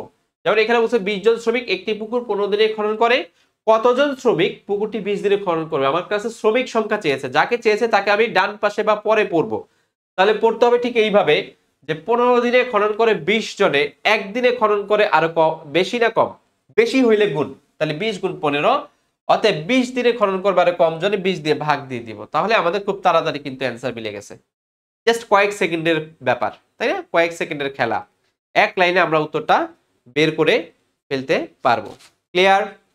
ঐকিক নিয়মের আমার ক্লাসগুলো যারা করছো আমি ঠিক এইভাবেই কিন্তু দেখাইছিলাম, ম্যানুয়ালিও দেখাইছিলাম, এইভাবেও দেখাইছিলাম, এবং এইভাবে খুব বেশি সময় কিন্তু লাগে না, রাইট? তাহলে আমাদের অ্যান্সার কিন্তু হচ্ছে 15 জন। আমাদের পরের কোয়েশ্চেনটা হচ্ছে পরিকেন্দ্র সমকোণী ত্রিভুজের কোথায় অবস্থিত? পরিকেন্দ্র, এটা একটা জেনারেল নলেজের মতো কোয়েশ্চেন এবং জ্যামিতি থেকে আসছে। পরিকেন্দ্র সমকোণী ত্রিভুজের কোথায় অবস্থিত বলতো? পরিকেন্দ্র সমকোণী ত্রিভুজের কোথায় অবস্থিত? হ্যাঁ, পরিকেন্দ্র বিষয়টা কি সেটা আমাকে একটু বলো তো। পরিকেন্দ্র, পরিকেন্দ্র বিষয়টা কি? আচ্ছা, সমকোণী ত্রিভুজ তো এটা, রাইট? এটা হচ্ছে আমাদের সমকোণী ত্রিভুজ। ঠিক না? তাহলে পরিকেন্দ্র হচ্ছে এই ত্রিভুজটাকে কেন্দ্র করে যদি আমি একটা কি আঁকি, এই ত্রিভুজটাকে কেন্দ্র করে যদি আমি একটা বৃত্ত আঁকি, তাহলে যেই কেন্দ্রটা পাওয়া যাবে এটা হচ্ছে পরিকেন্দ্র। এটা পাওয়া যাবে কি পরিকেন্দ্র। তাহলে পরিকেন্দ্রর যে এই জিনিসটা অতিভুজটা কিন্তু মাঝখানে থাকে। তাহলে পরিকেন্দ্রের এইটা কিন্তু বলা হয় পরিকেন্দ্র। এটাকে বলা হয় কি পরিকেন্দ্র, এবং এটা কিন্তু অতিভুজের উপরে পড়ে। কিসের উপরে পড়ে? অতিভুজের উপরে। এখান থেকে এখান থেকে এখান থেকে সব জায়গা থেকে যদি আমরা কি করার চেষ্টা করি, তাহলে দেখবো যে আমাদের কেন্দ্রটা মাঝখানে পড়তেছে। কেন্দ্রটা কোথায় পড়তেছে? কেন্দ্রটা মাঝখানে পড়তেছে। তাহলে এইটা কিন্তু জ্যামিতির সাধারণ জ্ঞানের মতো একটা প্রশ্ন, যে পরিকেন্দ্র কোথায় অবস্থিত ত্রিভুজের? সেটা হচ্ছে অতিভুজের উপরে মাঝখানে অবস্থিত। কিসের উপর? অতিভুজের উপরে মাঝখানে অবস্থিত। পরিকেন্দ্র মানে হচ্ছে বাইরের দিকে একটা বৃত্ত আঁকবো, কেন্দ্রটা হচ্ছে ত্রিভুজের উপরে অবস্থিত হবে। কেন্দ্রটা কোথায় হবে? ত্রিভুজের উপরে অবস্থিত হবে। এবং এটা কিন্তু ক্লাস 9-10-এ আমাদের এটা সম্পাদ্যতে ছিল, যে পরিকেন্দ্র ত্রিভুজে পরিবৃত্ত অঙ্কন করো। হ্যাঁ, দেন হচ্ছে আমরা এই অতিভুজটাকে 2 ভাগ করতাম, তারপরে 1 ভাগের ব্যাসার্ধ নিয়ে হচ্ছে আমরা ত্রিভুজটা ড্র করতাম, যেটা প্রত্যেকটা শীর্ষবিন্দু দিয়ে যেত। রাইট? তাহলে এইটা কিন্তু অতিভুজের উপর অবস্থিত হবে, অতিভুজের মাঝখানে, তাই না? তাহলে এইটাও কিন্তু 2023-24 সালে এসেছে, এবং এগুলো কিন্তু সাধারণ জ্ঞানের মতো প্রশ্ন, এগুলো মুখস্থ রাখতে হবে। জ্যামিতিক চ্যাপ্টার আমরা এগুলো নিয়ে আলোচনা করে থাকি। ক্লিয়ার? তাহলে এটা হচ্ছে অতিভুজের উপরে। কিসের উপরে? অতিভুজের উপরে। আচ্ছা, এরপরের কোয়েশ্চেনটা দেখো, আমাদের মুনাফা আসলের প্রশ্ন।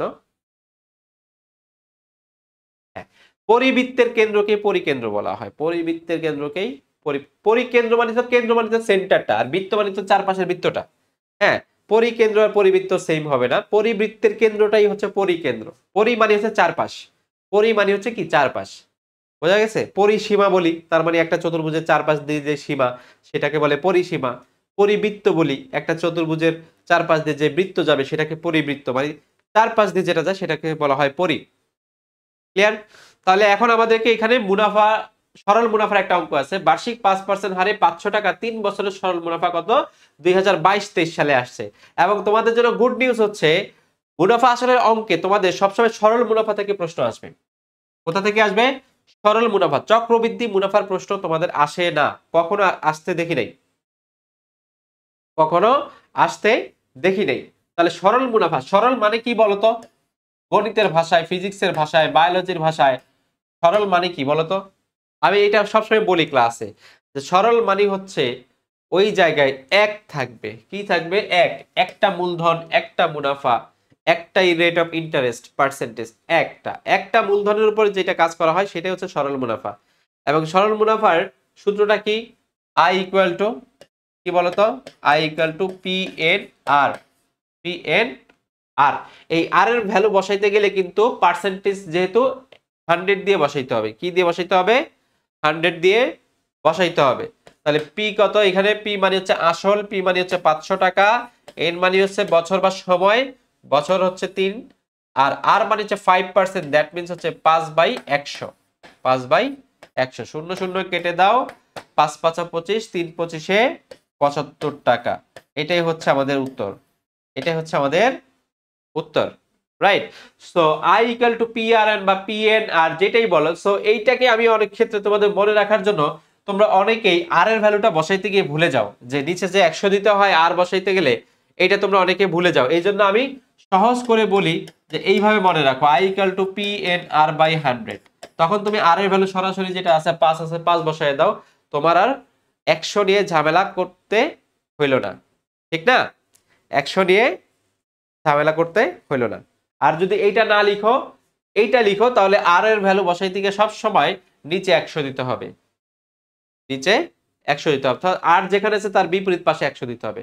আর যদি উপরে থাকে নিচে 100, আর নিচে থাকলে উপরের দিকে 100 হবে। বোঝা গেছে?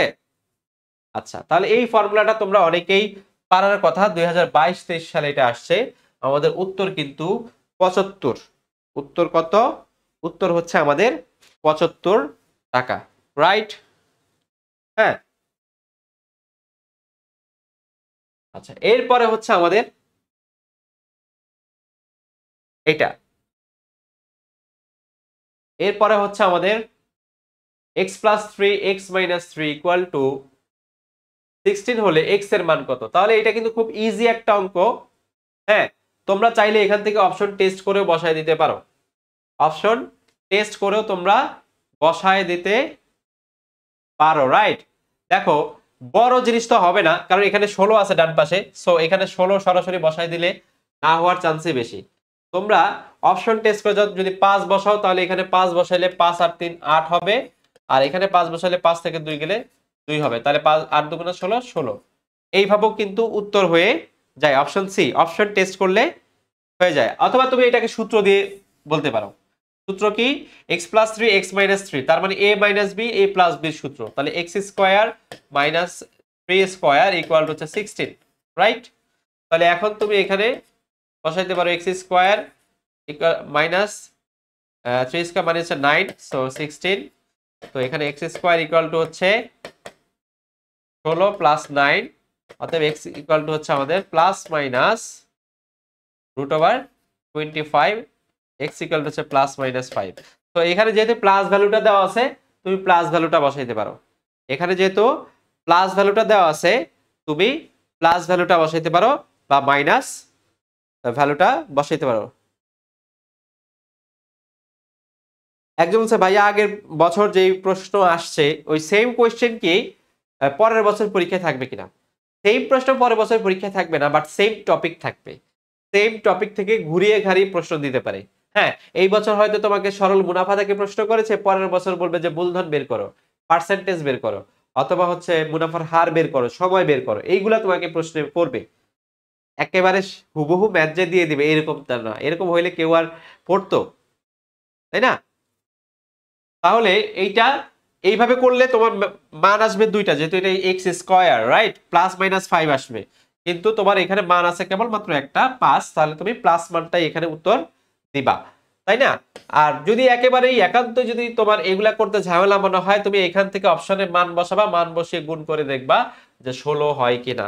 আমরা এখানে 5 বসাইলে দেখবো যে 5 আর 3 8 হবে, আর 5 থেকে 3 গেলে 2 হবে, 8 দুগুণে কত হবে? 16 হবে। সমীকরণ থাকলে অপশন টেস্ট করাটা সবচাইতে বুদ্ধিমানের কাজ। সমীকরণ যদি থাকে এবং এরকম বলে যে এক্স এর মান বের করো, ওয়াই এর মান বের করো, অপশন টেস্ট করাটা বুদ্ধিমানের কাজ, সময় কম লাগে। বুঝা যাচ্ছে? অনেকে বলে ম্যাথ নাকি হার্ড লাগে, তার জন্য অনেকের চান্স হয় না। বিষয়টা আসলে সত্যি, কিন্তু এইগুলো হার্ড কোনো ম্যাথ না। এইগুলো একটু প্র্যাকটিস করলে তুমি 10-এ 10 পাবা, 10-এ 10 পাবা। অনেকে ইংলিশে কম পায়, এটা মানা যায়, কিন্তু গণিতে 10-এ 10 না পাওয়াটা এক ধরনের অপরাধী বলা চলে নার্সিং, ডিপ্লোমা নার্সিং এর ক্ষেত্রে, বিএসসি ডিপ্লোমার ক্ষেত্রে। ওকে, তাহলে আমাদের উত্তরটা হচ্ছে 5। আমাদের পরের কোশ্চেন হচ্ছে 10% সরল মুনাফায় কোন মূলধন 2 বছরে সবৃদ্ধি মূলধন 720 টাকা হলে মূলধন কত? আচ্ছা, 10% সরল মুনাফায় কোন মূলধন 2 বছরে সবৃদ্ধি মূলধন 720 টাকা হলে মূলধন কত টাকা? এটা আমাদেরকে বলছে, রাইট? তাহলে দেখো এখানে কি সরল মুনাফা বলছে, তাহলে সূত্রগুলা কিন্তু সরল মুনাফার সূত্র হবে। তোমরা কি এই ফর্মুলাটা জানো কিনা যে সবৃদ্ধি মূলধনকে এ দ্বারা বোঝানো হয়? কি দ্বারা বোঝানো হয়? এ দ্বারা বোঝানো হয়, এ দ্বারা বোঝানো হয়। তাহলে সূত্রটা কি? P equal to 1 plus N R, right? এইটা হচ্ছে আমাদের ফর্মুলা, এইটা হচ্ছে আমাদের ফর্মুলা। সবৃদ্ধি মূলধনের ফর্মুলা হচ্ছে এইটা। তোমরা জানো কিনা সবৃদ্ধি মূলধনের ফর্মুলা হচ্ছে এইটা?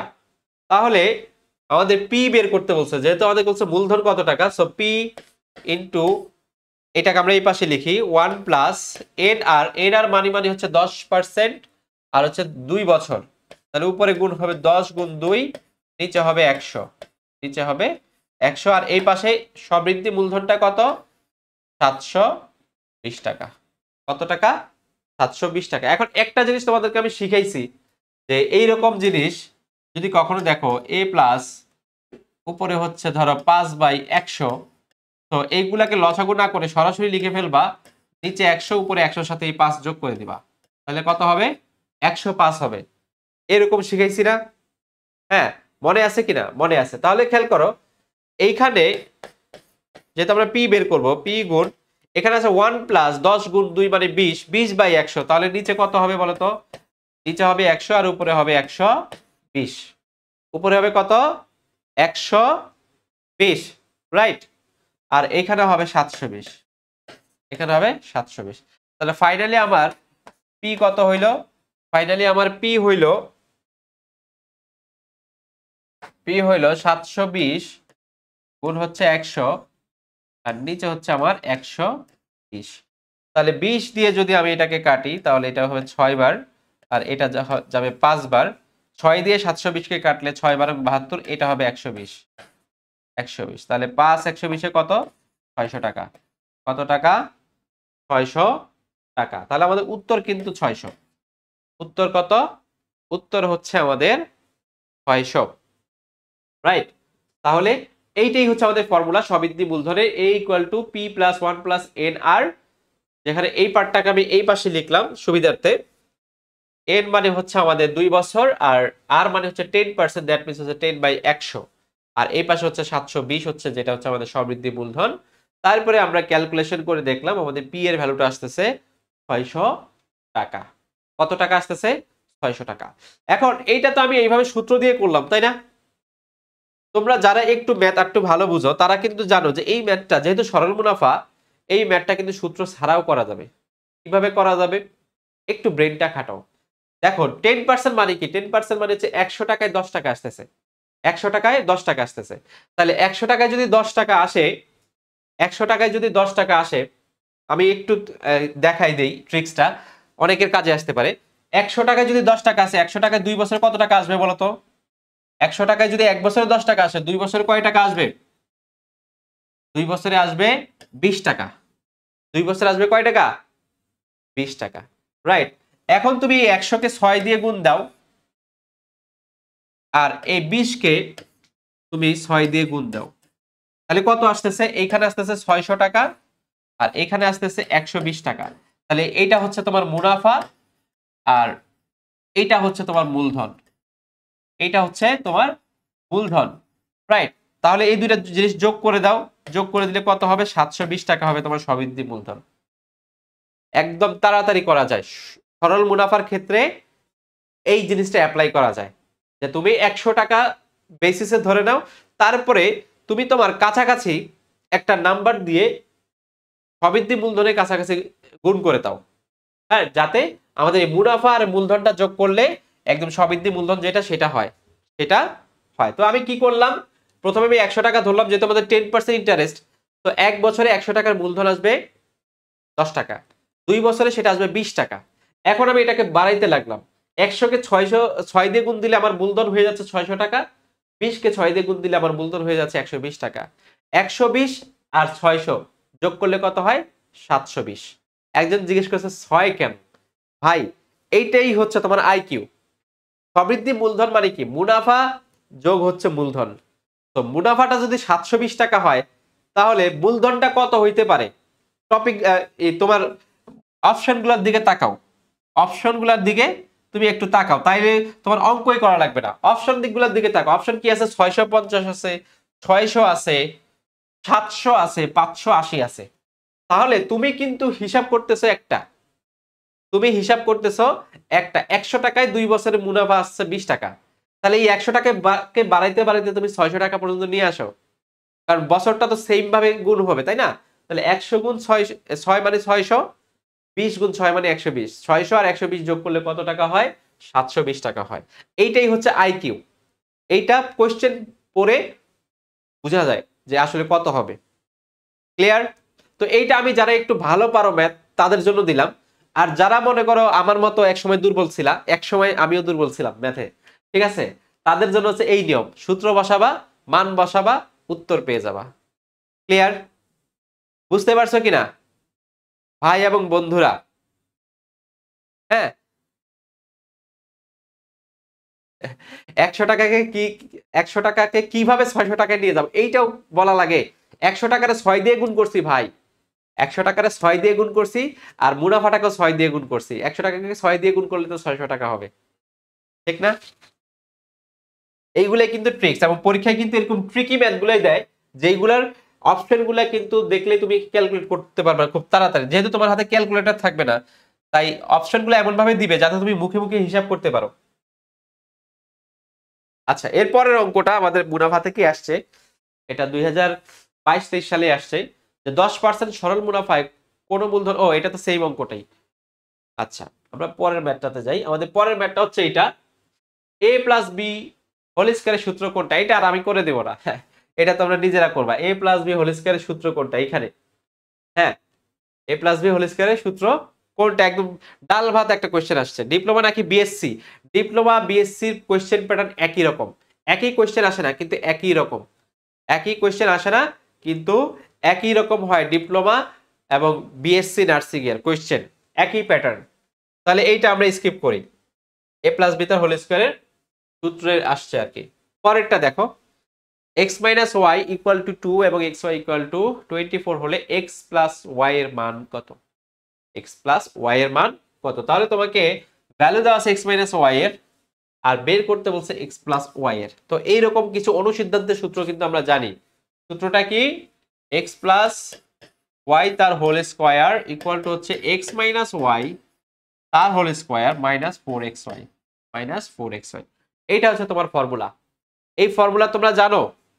তোমরা এই অনুসিদ্ধান্তের ফর্মুলা গুলা জানো কিনা, যে a প্লাস বি হোল স্কয়ারের ফর্মুলা a মাইনাস b আকারে প্রকাশ করা, a মাইনাস b হোল স্কয়ারের ফর্মুলা a প্লাস b আকারে প্রকাশ করা। এইগুলা কিন্তু তোমাদের জানা থাকা লাগবে। এগুলা থেকে মাস্ট কোশ্চেন আসে প্রতি বছর। বীজগাণিতিক সূত্র থেকে একটা প্রশ্ন আসবে প্রতি বছর, সরল মুনাফা থেকে একটা প্রশ্ন আসবে প্রতি বছর, ঐকিক নিয়ম থেকে একটা প্রশ্ন আসবে প্রতি বছর, উৎপাদক থেকে একটা প্রশ্ন আসবে প্রতি বছর, অনুপাত থেকে একটা প্রশ্ন আসবে, জ্যামিতি থেকে 2 থেকে 3টা প্রশ্ন আসবে। তাহলে 10টা প্রশ্ন তো বলেই দেওয়া যায় ভাই, 10টা প্রশ্ন তোমাকে বলেই দেওয়া যায় যে কোন 10টা প্রশ্ন আসবে। পরীক্ষার আগে 10টা টপিক চুজ করবা, পড়ে যাবা, পরীক্ষাতে 10-এ 10 পেয়ে চলে আসবা, ঠিক আছে? হ্যাঁ, তাহলে আমাদের ফর্মুলা যেহেতু এইটা, আমাদেরকে চাইছে x plus Y, that means হচ্ছে আমাদেরকে রুট ওভার করে দিতে হবে পরে। তাহলে এখানে x প্লাস ওয়াই তার হোল স্কয়ার ইকুয়ালটা আমরা মান বসায় দিলে হবে এটা 2 স্কয়ার, আর এখানে হচ্ছে 4 ইন্টু 24, রাইট? তাহলে এখানে হচ্ছে আমাদের x প্লাস ওয়াই তার whole square equal to 4 minus, এখানে 4 ইন্টু 24 মানে হচ্ছে 96। তো আচ্ছা, এটা প্লাস হবে, এটা প্লাস হবে, এটা প্লাস হবে, তাহলে এটা মানে হচ্ছে 100। তো অ্যাকচুয়ালি আমাদের x plus Y equal to হচ্ছে রুট ওভার 100 প্লাস মাইনাস, হ্যাঁ, দ্যাট মিন্স 10 প্লাস মাইনাস 10। যেহেতু এখানে 10 দেওয়া আছে, 10 হচ্ছে উত্তর, 10 হচ্ছে আমাদের উত্তর। কত?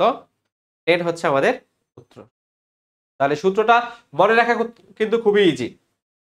কি, ভেতরে মাইনাস হইলে বাইরে প্লাস, ভেতরে প্লাস হলে বাইরে মাইনাস। এরকম দুইটা ফর্মুলা আছে। কি কি ফর্মুলা? একটা হচ্ছে a প্লাস বি হোল স্কয়ারের ফর্মুলা ইকুয়াল টু হচ্ছে a মাইনাস বি তার হোল স্কয়ার প্লাস 4ab, আর আরেকটা হচ্ছে a মাইনাস বি তার হোল স্কয়ারের ফর্মুলা ইকুয়াল টু হচ্ছে a প্লাস বি তার হোল স্কয়ার মাইনাস 4ab। এবং এই দুইটা দিয়ে একটা ফর্মুলা আছে 4ab এর ফর্মুলা। 4ab এর ফর্মুলা হচ্ছে a প্লাস বি তার whole square minus a minus B তার হোল স্কয়ার। এই তিনটা ফর্মুলা এই একই ক্যাটাগরির, একই রকম। ওকে, তাহলে বুঝতে পেরেছো আমাদের অ্যান্সারটা কত? অ্যান্সারটা হচ্ছে আমাদের 10। আমরা ফর্মুলাটা বসাবো, যেহেতু আমাদের x প্লাস ওয়াই চেয়েছে, আমরা রুট করে দিতে হবে। কি করে দিতে হবে? আমাদের রুট করে দিতে হবে। এখানে আমরা রুট করে দিছি কিন্তু, এই যে x প্লাস ওয়াই তার whole square equal to x minus Y তার হোল স্কয়ার প্লাস 4xy। তারপর আমরা ভ্যালু বসাইলাম, এখানে আসলে 100, পরে রুট করে দিলাম x plus Y equal to হচ্ছে আমাদের প্লাস মাইনাস 10। যেহেতু এখানে পজিটিভ ভ্যালুটা দেওয়া আছে, 10 হচ্ছে আমাদের উত্তর, 10 হচ্ছে আমাদের উত্তর। ওকে, এই যে আমাদের উত্তর হচ্ছে 10। এরপর হচ্ছে বয়স। বয়স থেকে একটা কোশ্চেন থাকে, আইদার অনুপাত মিশ্রিত করে দেয় অথবা হচ্ছে অনুপাত ছাড়া দেয়। এখানে বলা আছে পিতা ও পুত্রের বয়স, বর্তমান বয়স অনুপাত 9:3, তাদের বয়সের সমষ্টি 60 বছর। পুত্রের বর্তমান বয়স কত? তাহলে দেখো এইটা কিন্তু পিতা পুত্রের বয়সের অঙ্ক না, এটা বয়সের অঙ্ক না। এটা কিসের অঙ্ক বলতো? এটা কিসের অঙ্ক? এটা হচ্ছে অনুপাতের অঙ্ক। এটা কিসের অঙ্ক? এটা হচ্ছে অনুপাতের অঙ্ক। তাদের বয়সের সমষ্টি 60 বছর। এই 60 বছর মানে কত ভাগ বলতো? পিতা পুত্রের বয়স, বর্তমান বয়সের অনুপাত দেওয়া আছে 9 আর 3, তার মানে পুরো বয়সটাকে 12 ভাগ করা হয়েছে। 12 ভাগের 9 ভাগ বয়স হচ্ছে পিতার, 3 ভাগ বয়স হচ্ছে কার? পুত্রের, রাইট? তাহলে 12 ভাগ সমান হচ্ছে 60 বছর, 1 ভাগ সমান আরো কম, 3 ভাগ সমান আরো বেশি। এইভাবে আমরা করে ফেলতে পারি। 12 ভাগ সমান 60 বছর, 1 ভাগ সমান আরো কম, দ্যাট মিনস 60/12, 3 ভাগ সমান আরো বেশি, সো 3 ভাগ দিয়ে গুণ করে দিলাম। এইভাবে আমরা এক লাইনে করতে পারবো। এটা কিসে করতে পারবো? এক লাইনে করতে পারবো। এটা কিন্তু অনুপাতের অঙ্ক। এটা কিসের অঙ্ক? অনুপাতের অঙ্ক। অনুপাতের অঙ্কে কি দেওয়া থাকে? সমষ্টি দেওয়া থাকলে কি করতে হয়? সমষ্টির যোগফল, তারপরে তার উপরে যারটা বের করতে হবে তার পরে সমষ্টি দিয়ে গুণ, রাইট? বা এইভাবেও আমরা চিন্তা করতে পারি যে পুরো বয়সটাকে 12টা ভাগ করা হয়েছে, যার মধ্যে 9টা ভাগ হচ্ছে পিতার আর 3টা ভাগ হচ্ছে পুত্রের বা ছেলের। তাহলে তাদের সব বয়সের সমষ্টি 60 বছর। তাহলে 60 বছরে কয়টা ভাগ? 12টা ভাগ। তাহলে 12 ভাগ সমান 60 বছর, 1 ভাগ সমান আরো কম, দ্যাট মিনস 60 ভাগ হচ্ছে 12। ছেলের বয়স হচ্ছে 3, তাহলে 3 ভাগ সমান আরো বেশি, তাহলে 3 দিয়ে গুণ। তাহলে 12 দিয়ে 60কে কাটো, 5×12 = 60, 3×5 কত? 15 বছর। এটাই হচ্ছে পুত্রের বর্তমান বয়স। পুত্রের বর্তমান বয়স।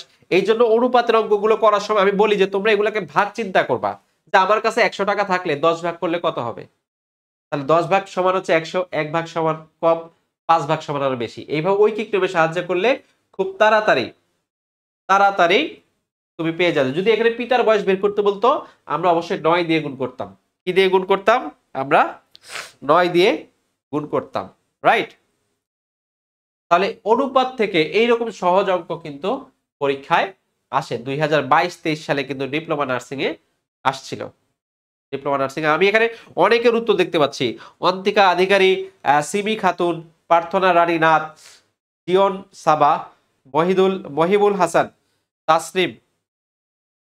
আবার এখানে কেউ কেউ আইসা মানে উল্টাপাল্টা কমেন্ট করতেছো, এগুলা বাদ দিয়ে দাও, এগুলা বাদ দিয়ে দাও। রাফাত ইস্তিয়াক বলছে সুন্দর করে বুঝিয়ে দিল। ম্যাথ কিন্তু সুন্দর করে বোঝারই জিনিস। ম্যাথ জিনিসটা হচ্ছে তোমার ব্রেইন দিয়ে চিন্তা করবা, প্রশ্নটা বোঝার ট্রাই করবা, তাহলে দেখবা যে গণিত একদম পানির মতো সহজ। হ্যাঁ, এইগুলা জটিল কোনো কিছু না। ওকে, ফজলে রাব্বি নাবিল 2-3 বার বলছি, তুমি রেকর্ড দেখে নিও, রেকর্ড দেখে নিও। আমাদের হাতে সময় কম, তো আমি প্রত্যেকটা ম্যাথ 2বার বোঝানোর চেষ্টা করি। তুমি মনোযোগ দিবা। তুমি যদি কমেন্টে ঝগড়া করো, তুমি যদি কমেন্টে ঝগড়া করো তাহলে তো সমস্যা। পরেরটা দেখো, পরেরটা দেখো। এটা এখানে তোমাদের দেখতে অসুবিধা হইতে পারে, আমি তোমাদের দেখা সুবিধাতে বড় করে দেই। a⁴m ভাগ হচ্ছে a⁴n, এটা সমান কত? এটা সবার পারার কথা। সূচকের ক্ষেত্রে ভিত্তিগুলা যদি একই হয়, তাহলে ভাগের ক্ষেত্রে পাওয়ারগুলা কি হয় বলতো? পাওয়ারগুলো কি হয়? মাইনাস হয়। পাওয়ারগুলো কি হয়? মাইনাস হয়। আজান দিছে তাই না? আচ্ছা, আমরা নামাজের বিরতি দিব, 5-10 মিনিট নামাজের বিরতি আমরা দিব। যেহেতু আসরের টাইমটা একটু লম্বা টাইম, 5-10 মিনিট আমরা নামাজের বিরতি দিব। আমাদের এখানে এখনো আজান দেয়নি। আমরা 35-এ নামাজের বিরতি দিব, 4 রাকাত নামাজ পড়বা 10 মিনিটের মতো, 45-এ আবার শুরু করে দেব। ক্লিয়ার? ওকে, তাহলে খেয়াল করো এইটা কি হয়? এটা সিম্পলি যেহেতু এটার ভিত্তি একই, তাহলে এটার পাওয়ার গুলো কি হবে? মাইনাস হয়ে যাবে। a⁻m-n, a⁻m-n, এটা ডিরেক্ট ফর্মুলা, ডিরেক্ট ফর্মুলা। মাঝখানে এটা প্লাস না, এটা ডিভাইড। এই জন্য আমি এখানে লিখে দিছি যে এটা কিন্তু ডিভাইড সাইন, এটা প্লাস না। এটা এখানে টাইপে তোমার ছোট ফন্ট দেখে মনে হচ্ছে যে এটা প্লাস, এটা প্লাস না, এটা ডিভাইড।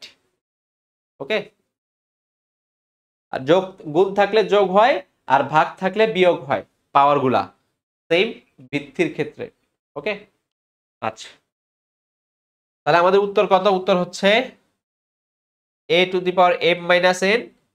আমাদের নেক্সট ম্যাথ হচ্ছে 1 4 9 16 শূন্য স্থানে কোন সংখ্যা বসবে? এটা একটা অনুক্রম, এটা একটা কি বলতো?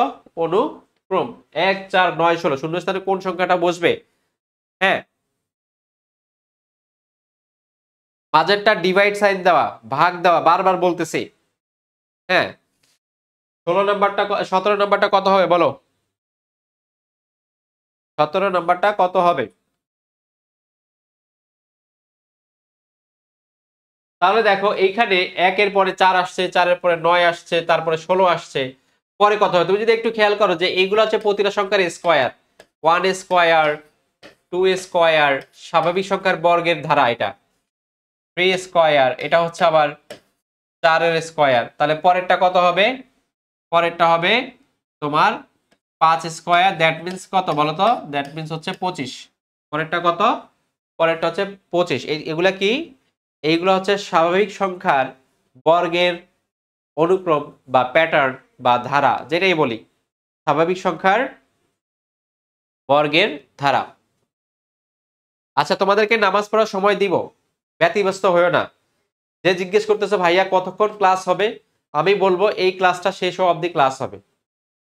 কতক্ষণ ক্লাস হবে এটা প্রপারলি আমি বলতে পারবো না, বাট আমরা চেষ্টা করব তাড়াতাড়ি শেষ করার জন্য। এবং এই ক্লাসটা যেহেতু ফ্রি ক্লাস, আমি সবার জন্যই ক্লাস করাই। ওকে, তো আমাকে কোঅপারেট করো, বদার করো না এই ধরনের কোয়েশ্চেন করে।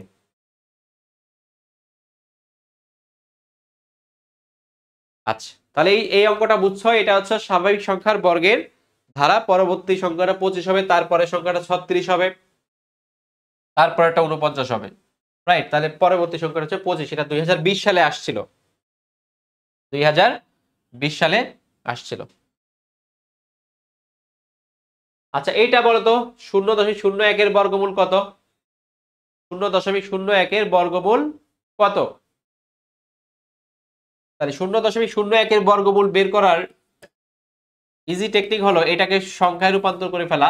এক, দশমিকের জন্য একটা 1 দিলাম, দশমিকের পরে দুইটা সংখ্যা যেহেতু দুইটা শূন্য দিলাম, তারপরে তুমি এটাকে রুট করে ফেলো। 1 বাই হচ্ছে 0, তো 1 কে রুট করলে 1 হয়, আর 100 কে রুট করলে হয় 10। তাহলে 10 এর 1 মানে হচ্ছে 0.1। এটাই হচ্ছে উত্তর, 0.1। এটাই হচ্ছে উত্তর। ক্লিয়ার?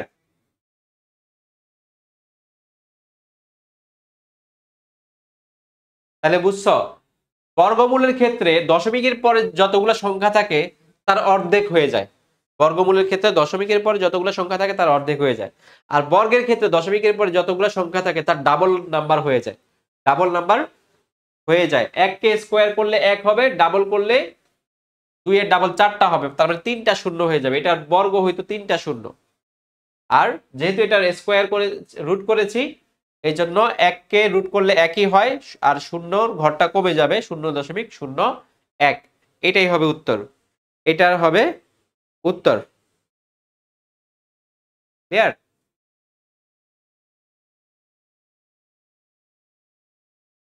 আচ্ছা, তাহলে 35 বাজতেছে, আমরা নামাজের একটু বিরতি দিব, 45-এ ক্লাসটা শুরু করব।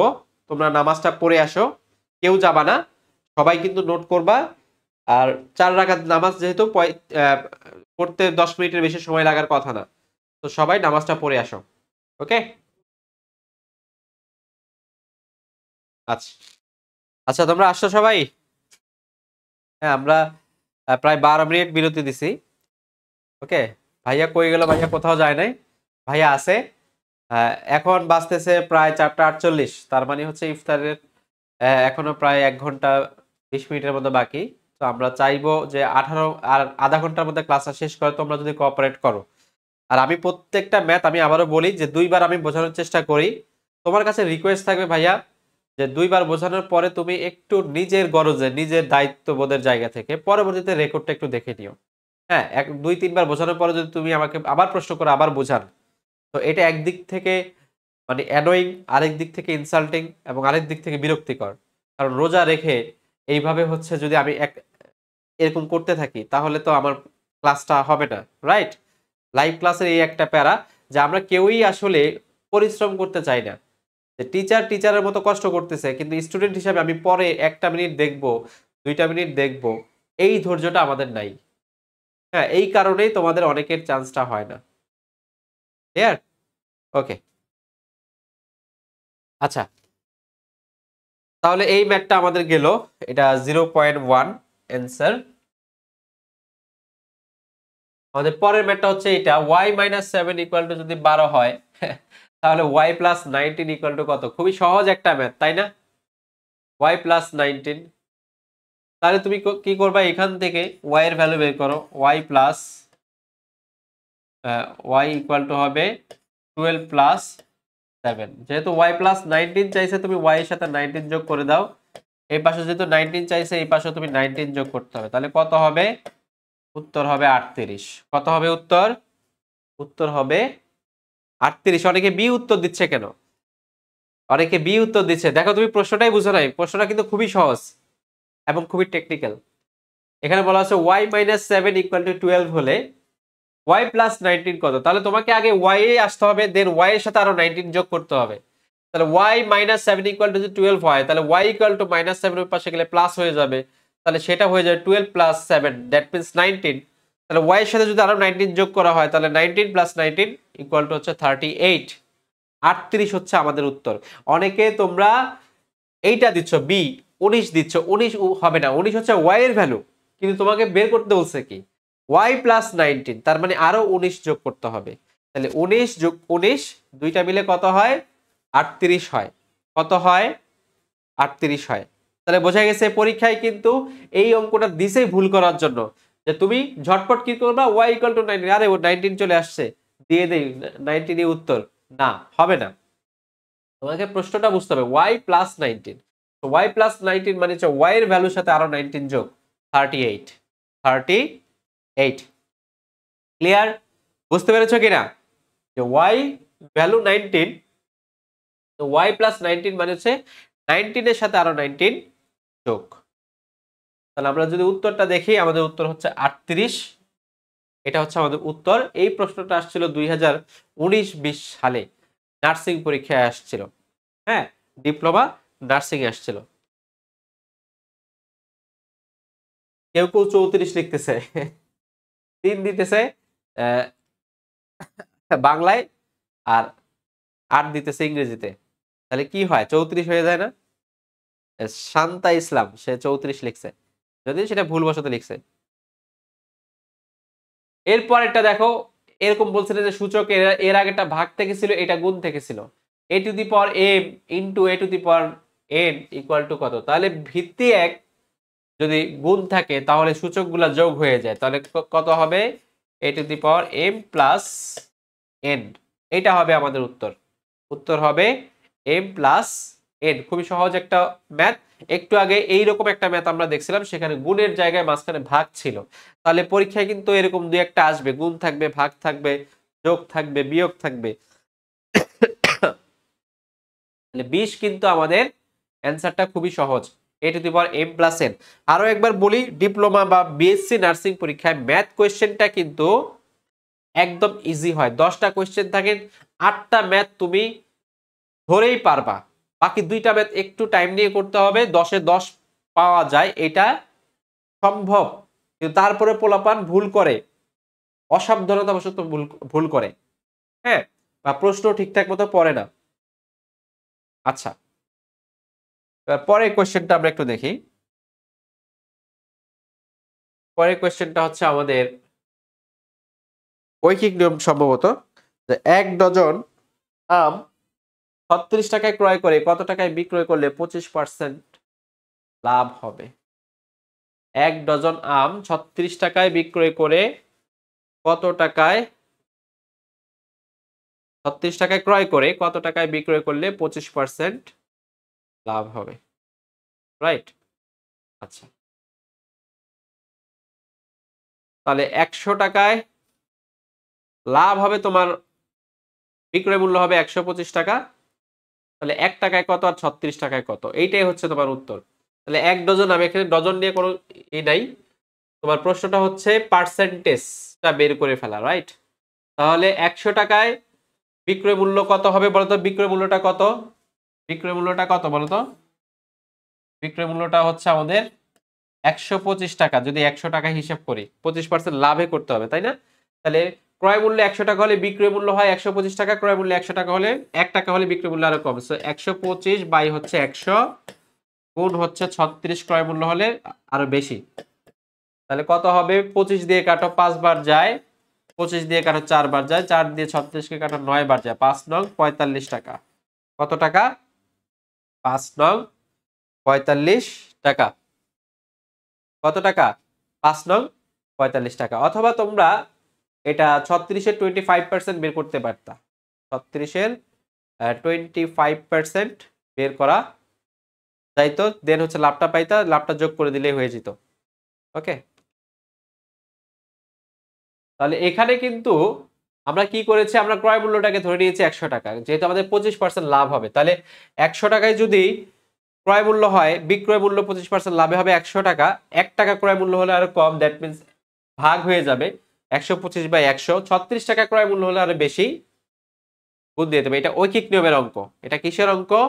এটা ঐকিক নিয়মের অঙ্ক। আমাদের বিক্রয় মূল্যটা হবে 45 টাকা। কত টাকা হবে? 45 টাকা। ওকে, অথবা তুমি এটা আরো শতকরা দিয়ে করতে পারতা। ক্রয় মূল্যটাকে তুমি ধরে নাও 100%। কত পার্সেন্ট? 100%। তাহলে বিক্রয় মূল্য কত হবে বলো তো? বিক্রয় মূল্য হবে 100% এর সাথে আরো 25% যোগ, 125%। কত পার্সেন্ট? 125% যোগ। তাহলে তুমি লিখতা 100% ইকুয়াল টু হচ্ছে 36, অথবা 1% মানে হচ্ছে আরো কম, তো 36 ভাগ 100, 125% মানে হচ্ছে 100 বেশি। ইকুয়েশনটা একই রকম আসতো। তাহলে এখানে 25 দিয়ে কাটলে 4 বার, এখানে 25 দিয়ে কাটলে 5 বার, 4 দিয়ে 36 কে কাটলে 9 বার, এখানেও কত আসতো? 45। তাহলে শতকরা সাহায্য কিন্তু আমরা এটা করতে পারবো। শতকরা সাহায্য এটা করতে পারবো, ঐকিক নিয়মে সাহায্য করতে পারবো। আমরা ক্রয় মূল্যটাকে সবসময় 100% ধরে নেব। তাহলে 36 টাকা মানেই কিন্তু 100%। তাহলে বিক্রয় মূল্যটা কত হইতে হবে?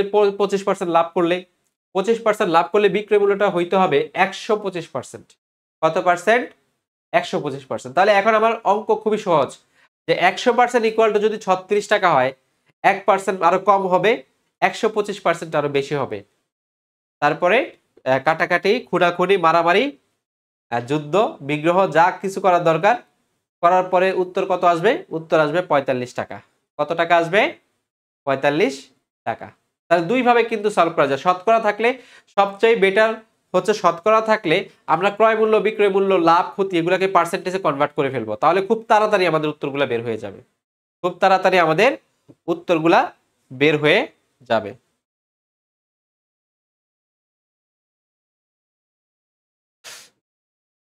আমাদের পরের প্রশ্ন হচ্ছে 5% হার সুদে 1000 টাকা 10 বছরের সুদে আসলে কত টাকা হবে? তাহলে মুনাফা চাইছে। এইরকম একটা অঙ্ক আমরা আগেও করাইছি। সো এইটা আমি তোমাদের HW Dev, I equal to PNR। হ্যাঁ, এই ফর্মুলা দিয়ে করবা, এই ফর্মুলা দিয়ে করবা। এইটা আমি আর করাইতেছি না। হ্যাঁ, এখানে 5% হার সুদে 1000 টাকায় 10 বছরের সুদে আসলে কত টাকা হবে? তাহলে এখানে 5% হার দেওয়া আছে, 1000 টাকা দেওয়া আছে, 10 বছর সুদ দেওয়া আছে, হ্যাঁ সবই কিছুই দেওয়া আছে। তাহলে সুদে আসলে কত টাকা হবে সেটা তুমি বের করবা। সরি, এইটার জন্য ফর্মুলাটা হবে এইটা, ফর্মুলাটা হবে আই বের করে তারপরে 1000 সাথে যোগ করতে পারো, অথবা এইটা দিয়ে করতে পারো, A equal to P into 1 plus N R, এই ফর্মুলা দিয়ে করে ফেলতে পারো, এই ফর্মুলা দিয়ে করে ফেলতে পারো। আগে মুনাফা বের করে আসলের সাথে যোগ করতে পারো, অথবা একই সাথে সুদ আসলে যে সূত্রটা আছে equal to P into 1 plus N R, এটা মুখে মুখে করা যায়। 5% মানে হচ্ছে 100 টাকায় 10 বছরের সুদ হবে 50 টাকা, দ্যাট মিনস 1000 টাকায় হবে 500 টাকা। তো 500 আর 1000 মিলে উত্তর হচ্ছে 1500 টাকা, ওই যে ওই টেকনিকটা অবলম্বন করে। হ্যাঁ, তাহলে এইটা তোমরা নিজেরা করে নিও। উত্তর 1500 টাকা। আমাদের পরের অঙ্কটা 70% কোণের 70 ডিগ্রি কোণের সম্পূরক কোণ কোনটি? তাহলে সম্পূরক কোণ কাকে বলে বলো তো? সম্পূরক কোণ কাকে বলে? 70 ডিগ্রি কোণের সম্পূরক কোণ কোনটি? দুইটা কোণের যোগফল যদি 180 ডিগ্রি হয়, দুইটা কোণের যোগফল যদি 180 ডিগ্রি হয়, তারা একে অপরের সম্পূরক কোণ। একে অপরের কি কোণ? সম্পূরক কোণ। 180 ডিগ্রি দেখতে ঠিক এইরকম, এটা 180 ডিগ্রি, এখানে এরকম এই একটা কোণ, এই এ আর হচ্ছে বি, এই দুই এ বি পরস্পরের কি কোণ বলতো? সম্পূরক কোণ। কি কোণ?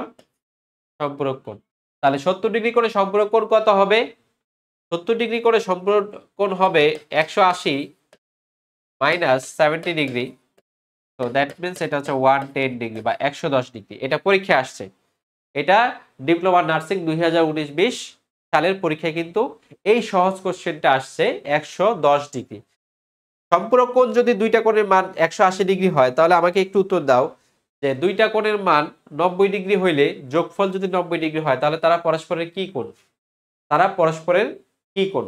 সম্পূরক ডিগ্রি 180 ডিগ্রি হয়, তাহলে 90 ডিগ্রি হলে কি কোণ হবে? এটা আমাকে একটু বলো। দুইটা কোণ যদি পরস্পর 180 ডিগ্রি তৈরি করে তাহলে প্রতিটা কোণই অপর কোণের সম্পূরক কোণ বলে। যদি দুইটা কোণের যোগফল 90 ডিগ্রি হয় তাহলে তাদেরকে কি কোণ বলা হয়? তাদেরকে বলা হয় পূরক কোণ। কি কোণ? পূরক কোণ বলা হয়। তাহলে এটার উত্তর হচ্ছে আমাদের 110 ডিগ্রি। আমাদের পরের কোশ্চেনটা a square plus b square equal two 7 এবং ab ইকুয়াল টু 10 হলে a প্লাস b তার হোল স্কয়ারের ফর্ম মান কত? তাহলে তোমরা যে ফর্মুলাটা আছে সেইটাই দিয়ে করবা। a প্লাস b তার whole square equal to a square plus 2ab plus b square. Then হচ্ছে a square b square value বসায় দিবা, ab এর ভ্যালু বসায় দিবা, তাহলে উত্তর হয়ে যাবে। এটা তোমাদের জন্য SW রাখতেছি, এটা আর আমি করে দিচ্ছি না। হ্যাঁ, তোমাদের জন্য রাখতেছি। এইটার উত্তরটা কত হবে? a plus a square plus b square equal two 7 এবং ab ইকুয়াল টু 10 হলে a প্লাস b তার হোল স্কয়ার ইকুয়াল টু কত? দেখো বীজগণিত থেকে তুমি কি একটা প্যাটার্ন খেয়াল করতে পারছো যে আমরা এতক্ষণ যাবত 2023-24, 22-23, 20-21, 19-20 চারটা ইয়ারের কোয়েশ্চেন সলভ করছি। চারটা ইয়ারে তুমি কি একটা সুন্দর প্যাটার্ন খেয়াল করতেছো যে প্রতিটা ইয়ারে কিছু কমন টপিক থেকে কোয়েশ্চেন আসে? তাহলে পরীক্ষার আগে কিন্তু ওই কমন টপিকগুলা পড়ে গেলেই কিন্তু তোমার উত্তর হবে, মানে পড়ে গেলেই তোমার প্রিপারেশনটা হয়ে যাবে। এই কমন টপিকগুলোর বাইরে কিন্তু কোয়েশ্চেন আসে না। তুমি দেখো যে এই টাইপের কোয়েশ্চেন প্রত্যেকটা ইয়ারে আসছে, এর আগের টাইপের কোয়েশ্চেনটা প্রত্যেকটা ইয়ারে আসছে, তাই না? তাহলে চারটা ইয়ারের কোয়েশ্চেন সলভ করে আমরা একটা জিনিস বুঝতে পারলাম যে ম্যাথের ক্ষেত্রে কিছু কমন টপিক আছে যেই টপিকগুলো থেকে বারবার প্রতি বছর কোয়েশ্চেন আসে এবং সেইগুলা কখনোই মিস করা যাবে না। তাহলে 10-এ 10 পাওয়া যাবে কিনা বলো তো? তোমরা যারা এত প্যানিক করো যে ভাইয়া ম্যাথ মনে হয় কি কঠিন জিনিস, নার্সিং এর ম্যাথ হচ্ছে যত চাকরি পরীক্ষা হয় সব চাকরি পরীক্ষার মধ্যে সবচাইতে মানে সহজ ম্যাথ হচ্ছে নার্সিং এ। বোঝা গেছে? তাহলে এইটার উত্তর তোমরা অনেকে বের করছো 27। 27 হলে 27 এটা তোমরা বাসায় করবা, নোট করবা। আমাদের পরের কোশ্চেনটা হচ্ছে এইটা যে একটি ত্রিভুজের দুইটি অন্তস্থ কোণ যথাক্রমে 35 ডিগ্রি এবং 75 ডিগ্রি। 35 ডিগ্রি এবং 75 ডিগ্রি। তাহলে তৃতীয় কোণটির মান কত? তাহলে তোমরা একটা জিনিস বলো তো, ত্রিভুজের 3 কোণের সমষ্টি কত? ত্রিভুজের 3 কোণের সমষ্টি কত? তাহলে এখানে একটা হচ্ছে আমাদের 35 আর আরেকটা হচ্ছে 75। ত্রিভুজের 3 কোণের সমষ্টি কত বলো তো? 3 কোণের সমষ্টি হচ্ছে 180 ডিগ্রি। কত ডিগ্রি? এটাকে আমরা ধরি x, তাহলে 35 degree plus 75 degree plus x equal to হচ্ছে 180 ডিগ্রি। ত্রিভুজের 3 কোণের সমষ্টি কত ডিগ্রি? 180 ডিগ্রি। রাইট, এটা কিন্তু পরীক্ষায় প্রত্যেকবার এখান থেকে একটা কোশ্চেন আসে। তাহলে x ইকুয়াল টু কত হবে? 35 আর 75 ডিগ্রি মিলে হয় 110 ডিগ্রি। তো 180 থেকে 110 ডিগ্রি মাইনাস, আলটিমেটলি আমার তৃতীয় কোণটার মান কত আসলো? তৃতীয় কোণটার মান আসলো 70 ডিগ্রি। দেখো এই অঙ্কটাই কিন্তু ঘুরে ফিরে আসছে, তাই না? একটু আগে আমরা একটা ম্যাথ দেখলাম যে 70 ডিগ্রি করে সম্পূরক কোণের মান কত? 110 ডিগ্রি। এখানে আবার 110 মাইনাস করে 70 আসতেছে। তার মানে খুব সহজ প্রশ্ন কিন্তু, রাইট? তাহলে এটার উত্তর হচ্ছে 70 ডিগ্রি। ত্রিভুজের 3 কোণের সমষ্টি 180 ডিগ্রি। প্রশ্ন কি ছিল? একটি ত্রিভুজের দুইটি অন্তস্থ কোণ যথাক্রমে 35 ডিগ্রি ও 75 ডিগ্রি, তৃতীয় কোণটির মান কত? রাইট। তাহলে 3 কোণের পরিমাপ যদি 180 ডিগ্রি হয় তাহলে দুইটা কোণ যোগ করে 180 থেকে মাইনাস করলে যেটা পাওয়া যায় সেইটাই হচ্ছে তৃতীয় কোণ। এই টপিক থেকে প্রতি বছরই কোশ্চেন আসবে। ওকে, তাহলে আমরা অ্যান্সারটা দেখি। অ্যান্সার হচ্ছে আমাদের 70 ডিগ্রি। আমাদের নেক্সট কোয়েশ্চেন হচ্ছে এইটা, যে একটি কাজ 8 জন লোক 3 দিনে করতে পারে, একজন লোক ওই কাজটি কত দিনে করতে পারবে? একজন লোক ওই কাজটি কত দিনে করতে পারে? এইটা মোস্ট প্রবাবলি এইরকম ছিল না কোয়েশ্চেনটা।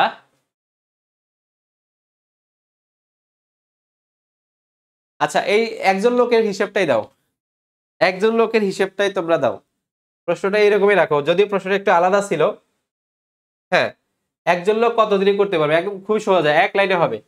8 জন লোক 3 দিনে কাজ করতে পারে, একজন লোক কত দিনে করতে পারে, বেশি দিনে নাকি কম দিনে? তাহলে 8 জন লোক করতে পারে একদিনে, 3 দিনে।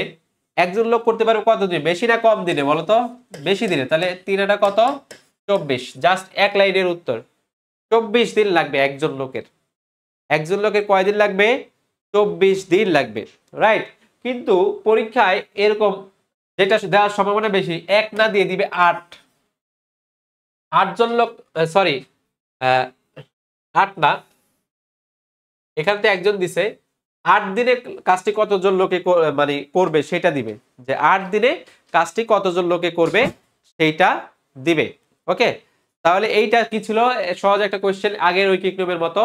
একটি কাজ 8 জন লোক 3 দিনে করতে পারে, এবং একজন লোক সেই কাজটা বেশি দিনে করবে নাকি কম দিনে করবে, এটাই বোঝার জিনিস। তাহলে একটা কাজ যদি 8 জন লোকের 3 দিন লাগে, একজন লোক করতে আরো বেশি সময় লাগবে, দ্যাট মিনস তার 24 দিন সময় লাগবে। কতদিন সময় লাগবে? 24 দিন সময় লাগবে। কন্ট্রাক্টররা কিন্তু এইভাবে হিসাব করে কাজের দিন, রাইট। আচ্ছা, এরপরে কোশ্চেনটা হচ্ছে নিচের কোনটি অপ্রকৃত ভগ্নাংশ? এবার আমাকে একটু উত্তর দাও তো বাচ্চারা, যে অপ্রকৃত ভগ্নাংশ মানে কি? প্রকৃত না, তাই তো? অপ্রকৃত ভগ্নাংশ মানে কি? প্রকৃত না। তা আমরা যদি বলি অপ্রকৃত ভগ্নাংশের লব বড় হয় আর হর হচ্ছে কি হয়? ছোট হয়। লব বড় হয় আর হর হচ্ছে কি হয়? ছোট হয়, রাইট। তাহলে এইখানে লব বড় কোনটা, হর ছোট কোনটা? আমাদের প্রথমটা 3/2, এটাই হচ্ছে আমাদের উত্তর। এখন এই যে 3/2, এইটাকে কিন্তু চাইলে প্রকৃততে কনভার্ট করা যায়। কিভাবে? মিশ্র ভগ্নাংশের মাধ্যমে। কিভাবে? মিশ্র ভগ্নাংশের মাধ্যমে, অর্থাৎ লবকে হর দ্বারা ভাগ করে, 2 দিয়ে 3কে ভাগ করলে একবার যাবে 2, নিচে থাকবে 1, তারপরে ভাগশেষটাকে উপরে লিখতে হবে। আমাদের আলটিমেটলি ভগ্নাংশটা হবে 1 and 1/2। এইটা হচ্ছে এটার মিশ্র রূপ, এই ভগ্নাংশটার মিশ্র রূপ। এটাকে বলা হয় মিশ্র ভগ্নাংশ। কি ভগ্নাংশ? এটাকে বলা হয় মিশ্র ভগ্নাংশ, যেখানে একটা প্রকৃত অংশ থাকে, একটা অপ্রকৃত অংশ থাকে, একটা পূর্ণ অংশ থাকে, একটা অপূর্ণ অংশ থাকে। তাহলে দেখো এই ভগ্নাংশটি দিকে খেয়াল করলে এইটা হর বড় লব ছোট, আর সাথে কিন্তু একটা পূর্ণ অংশ আছে 1.5। এটা এইভাবে পড়তে হয়, 1.5 বা 1 সমস্ত 2-এর 1, এইভাবে পড়তে হয় 1.5। ক্লিয়ার? আচ্ছা,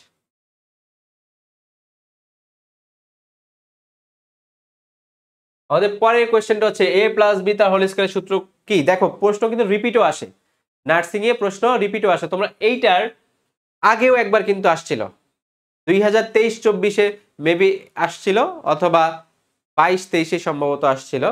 হ্যাঁ, a প্লাস বি তার হোল স্কয়ারের সূত্র কোনটি? তাহলে সূত্র কোনটা বলো তো? একজন বলছে ভগ্নাংশ 3 প্রকার, প্রকৃত ভগ্নাংশ, অপ্রকৃত ভগ্নাংশ আর মিশ্র ভগ্নাংশ। ভগ্নাংশ আসলে 3 প্রকার না, ভগ্নাংশ আসলে 2 প্রকারই। অপ্রকৃত ভগ্নাংশটারই প্রকৃত রূপ হচ্ছে মিশ্র ভগ্নাংশ। অপ্রকৃত ভগ্নাংশেরই প্রকৃত রূপ হচ্ছে মিশ্র ভগ্নাংশ। ভগ্নাংশ 2 প্রকার, প্রকৃত ভগ্নাংশ, অপ্রকৃত ভগ্নাংশ। আরো বেটার ওয়েতে বললে সাধারণ ভগ্নাংশ 2 প্রকার, একটা হচ্ছে প্রকৃত ভগ্নাংশ, আরেকটা হচ্ছে অপ্রকৃত ভগ্নাংশ। ওকে, আচ্ছা, তাহলে এইটা তোমরা পারবা, এটা তোমাদের কাজ। a plus b the whole স্কয়ারের সূত্র কোনটি? a square plus 2ac plus b square. এটা এর আগেও আমরা দেখছি একটা কোশ্চেনে। এরপরে বৃত্তের যে কোনো ব্যাস, বৃত্তের যে কোনো ব্যাস সমান কয়টি অংশে বিভক্ত করে? এটা আমাদেরকে বলছে। বৃত্তের যে কোনো ব্যাস সমান কয়টি অংশে বিভক্ত করে? আচ্ছা, তাহলে বৃত্তের যে কোনো ব্যাস বলতে আমরা যদি এই দিক থেকে ব্যাস বের করি, এদিক থেকে বের করি, এদিক থেকে বের করি, তাহলে যে কোনো একদিক থেকে বের করলে এটা বৃত্তকে কয়টা অংশে বিভক্ত করবে বলতো? দুইটা। মানে দুইটা অর্ধবৃত্ত হবে, তাই না? দুইটা অর্ধবৃত্ত বা অর্ধচন্দ্র, অর্ধচাঁদ, আধা চাঁদ, তাই না? তাহলে দুইটাতে বিভক্ত করবে। তবে যেদিক থেকে তুমি ব্যাস টানো না কেন, দুইটা সেমি সার্কেল হবে। কয়টা সেমি সার্কেল? দুইটা সেমি সার্কেল। হাজার দিক থেকে তুমি এটাকে করতে পারো। চাকা তোমরা এইভাবে তৈরি করতে দেখছো যে চাকার প্রত্যেকটা ব্যাস কিন্তু তার কেন্দ্র দিয়ে যায়, তাই না? চাকাকে দুইটা ভাগে ভাগ করা যায়। ওকে, ব্যাসকে কি বলা হয় বলতো? ব্যাসকে বলা হয় বৃত্তের বৃহত্তম যা। বৃত্তের বৃহত্তম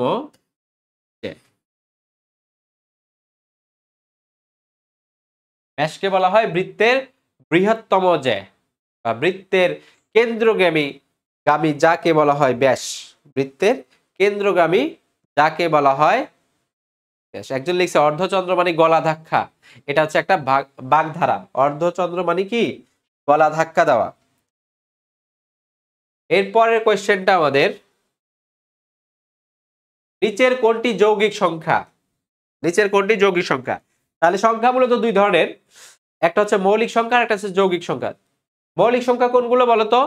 মৌলিক সংখ্যা হচ্ছে যেই সংখ্যাকে ওই সংখ্যা ছাড়া আর অন্য কোনো সংখ্যা দ্বারা ভাগ করা যায় না। ওই সংখ্যা আর এক ছাড়া অন্য কোনো সংখ্যা দ্বারা ভাগ করা যায় না। যেমন আমরা যদি একটা নাম্বার নেই 11, 11কে 11 দিয়ে ভাগ করলে হবে 1, 11কে 11 দিয়ে 1 দিয়ে ভাগ করলে হবে 11।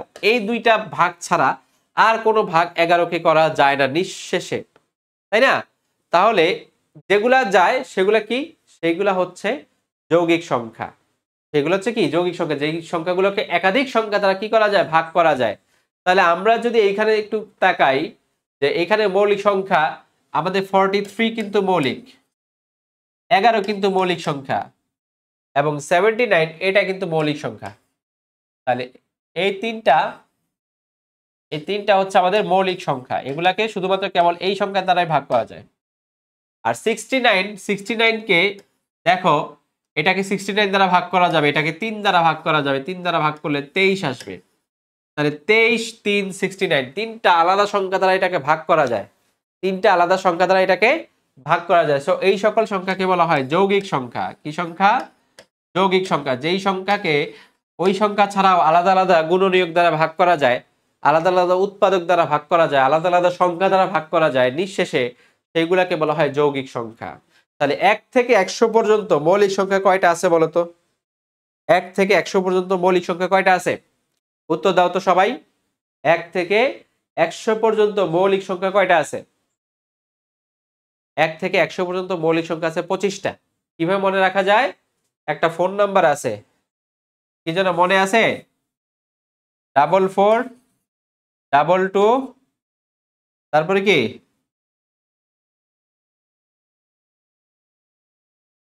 2321, তাই না? 3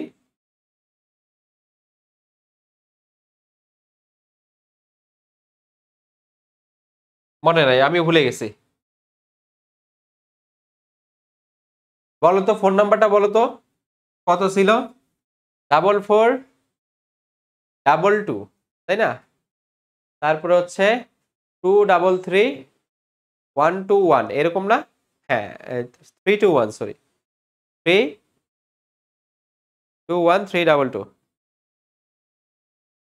আচ্ছা, 91 থেকে তোমার 100 পর্যন্ত কয়টা মৌলিক সংখ্যা আছে? 91 মৌলিক কিনা? 91 মৌলিক? 97?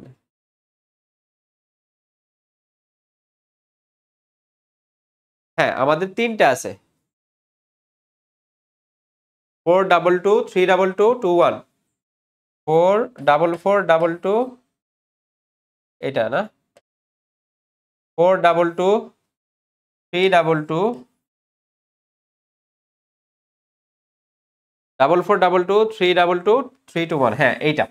4422 তারপর হচ্ছে 321 এটা হচ্ছে আমাদের ফোন নাম্বারের মতো মনে রাখা যায় আর কি। এইটা হচ্ছে আমাদের 1 থেকে 10, 10 থেকে 20, 20 থেকে 30, তারপরে হচ্ছে 30 থেকে 40, এইরকম 10 ঘর ভিত্তিক কয়টা করে মৌলিক সংখ্যা আছে সেইটার ডিজিটগুলো মনে রাখার নিয়ম হচ্ছে এইটা 44422322 মোট 25টা নাম্বার আছে। কয়টা নাম্বার আছে?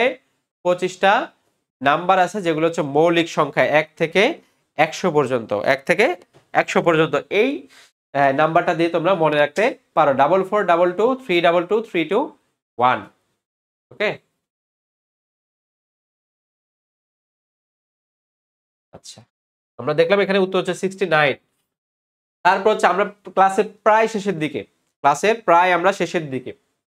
ত্রিভুজের 3 বাহুর দৈর্ঘ্যের সমষ্টিকে কি বলে বলো তো? ত্রিভুজের 3 বাহুর দৈর্ঘ্যের সমষ্টিকে কি বলে? বাহুর সমষ্টি যাই হোক, ত্রিভুজ হোক, চতুর্ভুজ হোক, হ্যাঁ বহুভুজ হোক, বাহুর সমষ্টি মানে হচ্ছে পরিসীমা। অর্থাৎ 4-5 দিয়ে বেড়া দিতে যতটুকু জিনিস লাগবে, বাহুর সমষ্টি মানে কি? পরিসীমা। শাহিন স্যার বলছিলাম আমাদের ভাবির নাম্বার এটা, হ্যাঁ ভাবি মানে ভবিষ্যতের নাম্বার ওকে। আচ্ছা, তাহলে ত্রিভুজের 3 বাহুর দৈর্ঘ্যের সমষ্টিকে কি বলে? পরিসীমা বলে। ত্রিভুজের 3 বাহুর দৈর্ঘ্যের সমষ্টিকে কি বলে? পরিসীমা বলে। বাহুর সমষ্টি মানে হচ্ছে পরিসীমা, এইটা সবসময় মাথায় রাখবা, বাহুর সমষ্টি মানে হচ্ছে পরিসীমা। তাহলে ত্রিভুজের 3 বাহুর দৈর্ঘ্যকে বলা হয় পরিসীমা। এরপরে হচ্ছে আমাদের 0.2 এর বর্গ কত? 0.2 এর বর্গ কত হবে? 0.2 এর বর্গ মানে হচ্ছে 0.2 মাল্টিপ্লাইড বাই 0.2। তাহলে খেয়াল করো যে 2 কে স্কয়ার করলে হয় 4, আর দশমিকের পরে কয়টা নাম্বার? এখানে একটা, এখানে একটা, দুইটা। তাহলে আমার অ্যান্সার হবে 0.04। এটা হবে আমাদের অ্যান্সার। এটা হবে আমাদের অ্যান্সার যে 0.2 এর বর্গ কত। আমরা সবসময় বলছি যে দশমিকের পরে যতগুলো ডিজিট থাকে এদেরকে স্কোয়ার করলে এগুলা ডাবল হয়ে যায়। এগুলো কি হয়ে যায়? ডাবল হয়ে যায়। রুট করলে অর্ধেক হয়ে যায়। একজন আমাকে কোয়েশ্চেন করছিল যে যদি বিজোড় সংখ্যক সংখ্যা থাকে ইসের দশমিকের পরে, তাদের রুট করলে কি হবে? তো তাদের রুট করলে ওই ধরনের রুট তোমার পরীক্ষা আসবে না, তবে তাদের রুট করলে অর্ধেকের কাছাকাছি, ধর 3টা থাকলে 2টা হবে, 5টা থাকলে 3টা হবে, এরকম হবে। কিন্তু এটা এক্সাক্ট বলা যাবে, এবং পরীক্ষা তোমাকে ওইভাবে দেওয়াও থাকবে না। পরীক্ষায় তোমাকে কি করতে হবে? পরীক্ষায় তোমাকে হচ্ছে ডাবল হয় আবার অর্ধেক হয়ে যায়, এইরকম নাম্বারই তোমাকে দেওয়া থাকবে। অথবা চাইলে তুমি একটা কাজ করতে পারো, তুমি এইটার বর্গমূল বের করতে পারবা, তাই না? 0.231 তুমি বর্গমূল বের করবা। তোমার ইচ্ছা হইতেছে তুমি এইখানে একটা শূন্য বাড়াই দিয়া তারপরে কি করো? বর্গমূল করো। তাহলে 4টার জন্য তুমি 2টা বের করে ফেলতে পারবা, তাই না? 4টার জন্য তুমি 2টা বের করে ফেলতে পারবা, কারণ তুমি জানো যে দশমিকের ডান পাশে সর্বডানে যত শূন্য দেই শূন্যের ভ্যালু কিন্তু বাড়ে না। শূন্যের ভ্যালু কিন্তু বাড়ে না। এই প্রশ্নটা সুরাইয়া করছিল মেবি, এই প্রশ্নটা সুরাইয়া করছিল, আমাদের কোর্সের স্টুডেন্ট, ও করছিল। তাহলে 0.2 এর বর্গ কত? 0.2 এর বর্গ হচ্ছে 0.04। ডি হচ্ছে আমাদের অ্যান্সার। আমাদের ফাইনাল আজকের ক্লাসের ফাইনাল প্রশ্ন হচ্ছে এইটা, মোস্ট প্রবাবলি আজকের ক্লাসের ফাইনাল প্রশ্ন হচ্ছে এইটা। আচ্ছা, এর আগেরটা কি ছিল? হ্যাঁ, পিতা ও পুত্রের বয়সের সমষ্টি 45 বছর। পিতার বয়স পুত্রের বয়সের চেয়ে 25 বছর বেশি। পুত্রের বয়স কত? খুবই সহজ না? পিতা ও পুত্রের বয়স 45 বছর, পিতার বয়স পুত্রের বয়সের চেয়ে 25 বছর বেশি। তাহলে আমরা ধরে নেই যে পুত্রের বয়স হচ্ছে x বছর, রাইট? তাহলে পিতার বয়স হবে কত বলতো? পিতার বয়স হবে x প্লাস 25। তাহলে x plus x plus 25 equal to হচ্ছে আমাদের 45। তো আলটিমেটলি আমাদের 2x ইকুয়াল টু হচ্ছে 45 minus 25। So x equal to হচ্ছে আমাদের এখানে 45 থেকে 25 গেলে 20 আর 2 দিয়ে ডিভাইড করে দিলে x ইকুয়াল টু হচ্ছে আমাদের 10 বছর। কত বছর? 10 বছর, রাইট। পিতা ও পুত্রের বয়সের সমষ্টি 45 বছর, পিতার বয়স পুত্রের বয়সের চেয়ে 25 বছর বেশি, তাহলে পুত্রের বয়স কত? আমরা ধরে নিছি পুত্র হচ্ছে আমাদের x বছর, তাহলে পিতার বয়স হবে আমাদের x প্লাস 25 বছর। তারপর দুইটার যোগফল সমষ্টি হচ্ছে 45 বছর, x plus x plus 25 equal to 45, then 2x plus 45 minus 25, x equal to হচ্ছে 20/2, দ্যাট মিনস 10, রাইট। তাহলে পিতা পুত্রের বা বয়স সংক্রান্ত যে প্রশ্নগুলো এইগুলা নর্মালি খুব কম আসে পরীক্ষায়। এটা আসছিল কোন একটা সালে, তো আমরা এটা দিয়ে দিছি। তো এইটার মধ্য দিয়েই আমাদের আজকের ক্লাসটা, মাঝখানে কারেন্ট না গেলে আমাদের কি হইতো, আরো কম সময় লাগতো। তো এইটার মধ্য দিয়ে আমাদের আজকে ক্লাসটা একদম শেষ পর্যায়ে আসলো। তো এখন তোমাকে এই ক্লাসটার উপকারিতা কি ছিল, এই ক্লাসটার ফাজিলত কি ছিল? এই ক্লাসটার ফজিলত ছিল তুমি কিন্তু বুঝতে পারছো, ইয়ার ওয়াইজ কোয়েশ্চেন সলভের মাধ্যমে তুমি কিন্তু বুঝতে পারছো কোন টপিক থেকে কোয়েশ্চেন গুলো বেশি বেশি আসে, কোন টপিক গুলো অ্যানালাইসিস করলে তোমার পরীক্ষার আগের রাতে পড়ে গেলে তুমি পরীক্ষায় অ্যান্সার কে দিতে পারবা, তাই না? এবং প্রত্যেকটা কোয়েশ্চেন কিন্তু আমরা পুঙ্খানুপুঙ্খভাবে সলভ করার চেষ্টা করেছি। তো তোমরা যারা যারা এখনো আমাদের বিভিন্ন কোর্সগুলোতে ভর্তি হও নাই, আমি বলবো যে লাস্ট টাইমে বেস্ট প্রিপারেশন হিসেবে তুমি শিওর সাকসেস ব্যাচে অথবা তুমি 30 ডেজ যেই আমাদের শর্ট কোর্সটা চলতেছে, যেহেতু পরীক্ষার 1 মাস বাকি, আজকেই প্রথম ক্লাস ছিল, ক্লাস মেবি অথবা গতকালকে ছিল, ওই কোর্সে তোমরা ভর্তি হয়ে যাও। এখন কিন্তু ডিসকাউন্ট চলতেছে, 20 তারিখের আগে তোমরা যদি ভর্তি হতে পারো তাহলে বিএসসি তে ভর্তি হলে 450 টাকা, ডিপ্লোমাতে ভর্তি হলে 400 টাকায় ভর্তি হইতে পারবা, যেগুলোর রেগুলার প্রাইস হচ্ছে বিএসসি 1550 টাকা এবং তোমার ডিপ্লোমা হচ্ছে 1500 টাকা। এছাড়া আমাদের শিওর সাকসেস ব্যাচে কিন্তু ভর্তি চলতেছে, একই সাথে এক্সাম ব্যাচও ভর্তি চলতেছে। সো যার যেটা প্রেফারেন্স, আমরা সবার জন্য সব ধরনের প্যাকেজ রেখেছি। ইফতারিতে কি হয়, ইফতারে যারা বিক্রি করে তারা কি করে, সবার চাহিদা অনুযায়ী কারোর জন্য বেগুনি রাখে, কারোর জন্য আলুর চপ রাখে, কারোর জন্য হচ্ছে তোমার হচ্ছে বুন্দিয়া রাখে, জিলেপি রাখে। তো যার যেটা পছন্দ সে সেটা কিনবে। তো আমাদের বি ব্রেইনারও রোজার মাসে 3 ধরনের সার্ভিস দিচ্ছে, এক্সাম ব্যাচ আছে, শিওর সাকসেস ব্যাচ আছে এবং 30 দিনের একটা শর্ট কোর্স চালু হয়েছে। কেউ যদি মনে করো যে কোনো প্রিপারেশন নাই, জাস্ট 30 দিনের কোর্সটা করলেও কিন্তু তার অনেক কিছু সলভ হবে, অনেকে চান্স পেয়েও যেতে পারো। তো শেষ দিকের ভরসা হিসেবে বি ব্রেইনারকে বিশ্বাস করতে পারো, 100% ট্রাস্টেড একটা প্ল্যাটফর্ম। তোমরা আশা করি হতাশ হবে না, বিফল হবে না যদি তুমি চেষ্টা করে থাকো, কারণ এখানকার টিচার প্যানেল, এখানকার ক্লাস কোয়ালিটি সবকিছু কিন্তু টপ নচ, একেবারে 10-এ 10।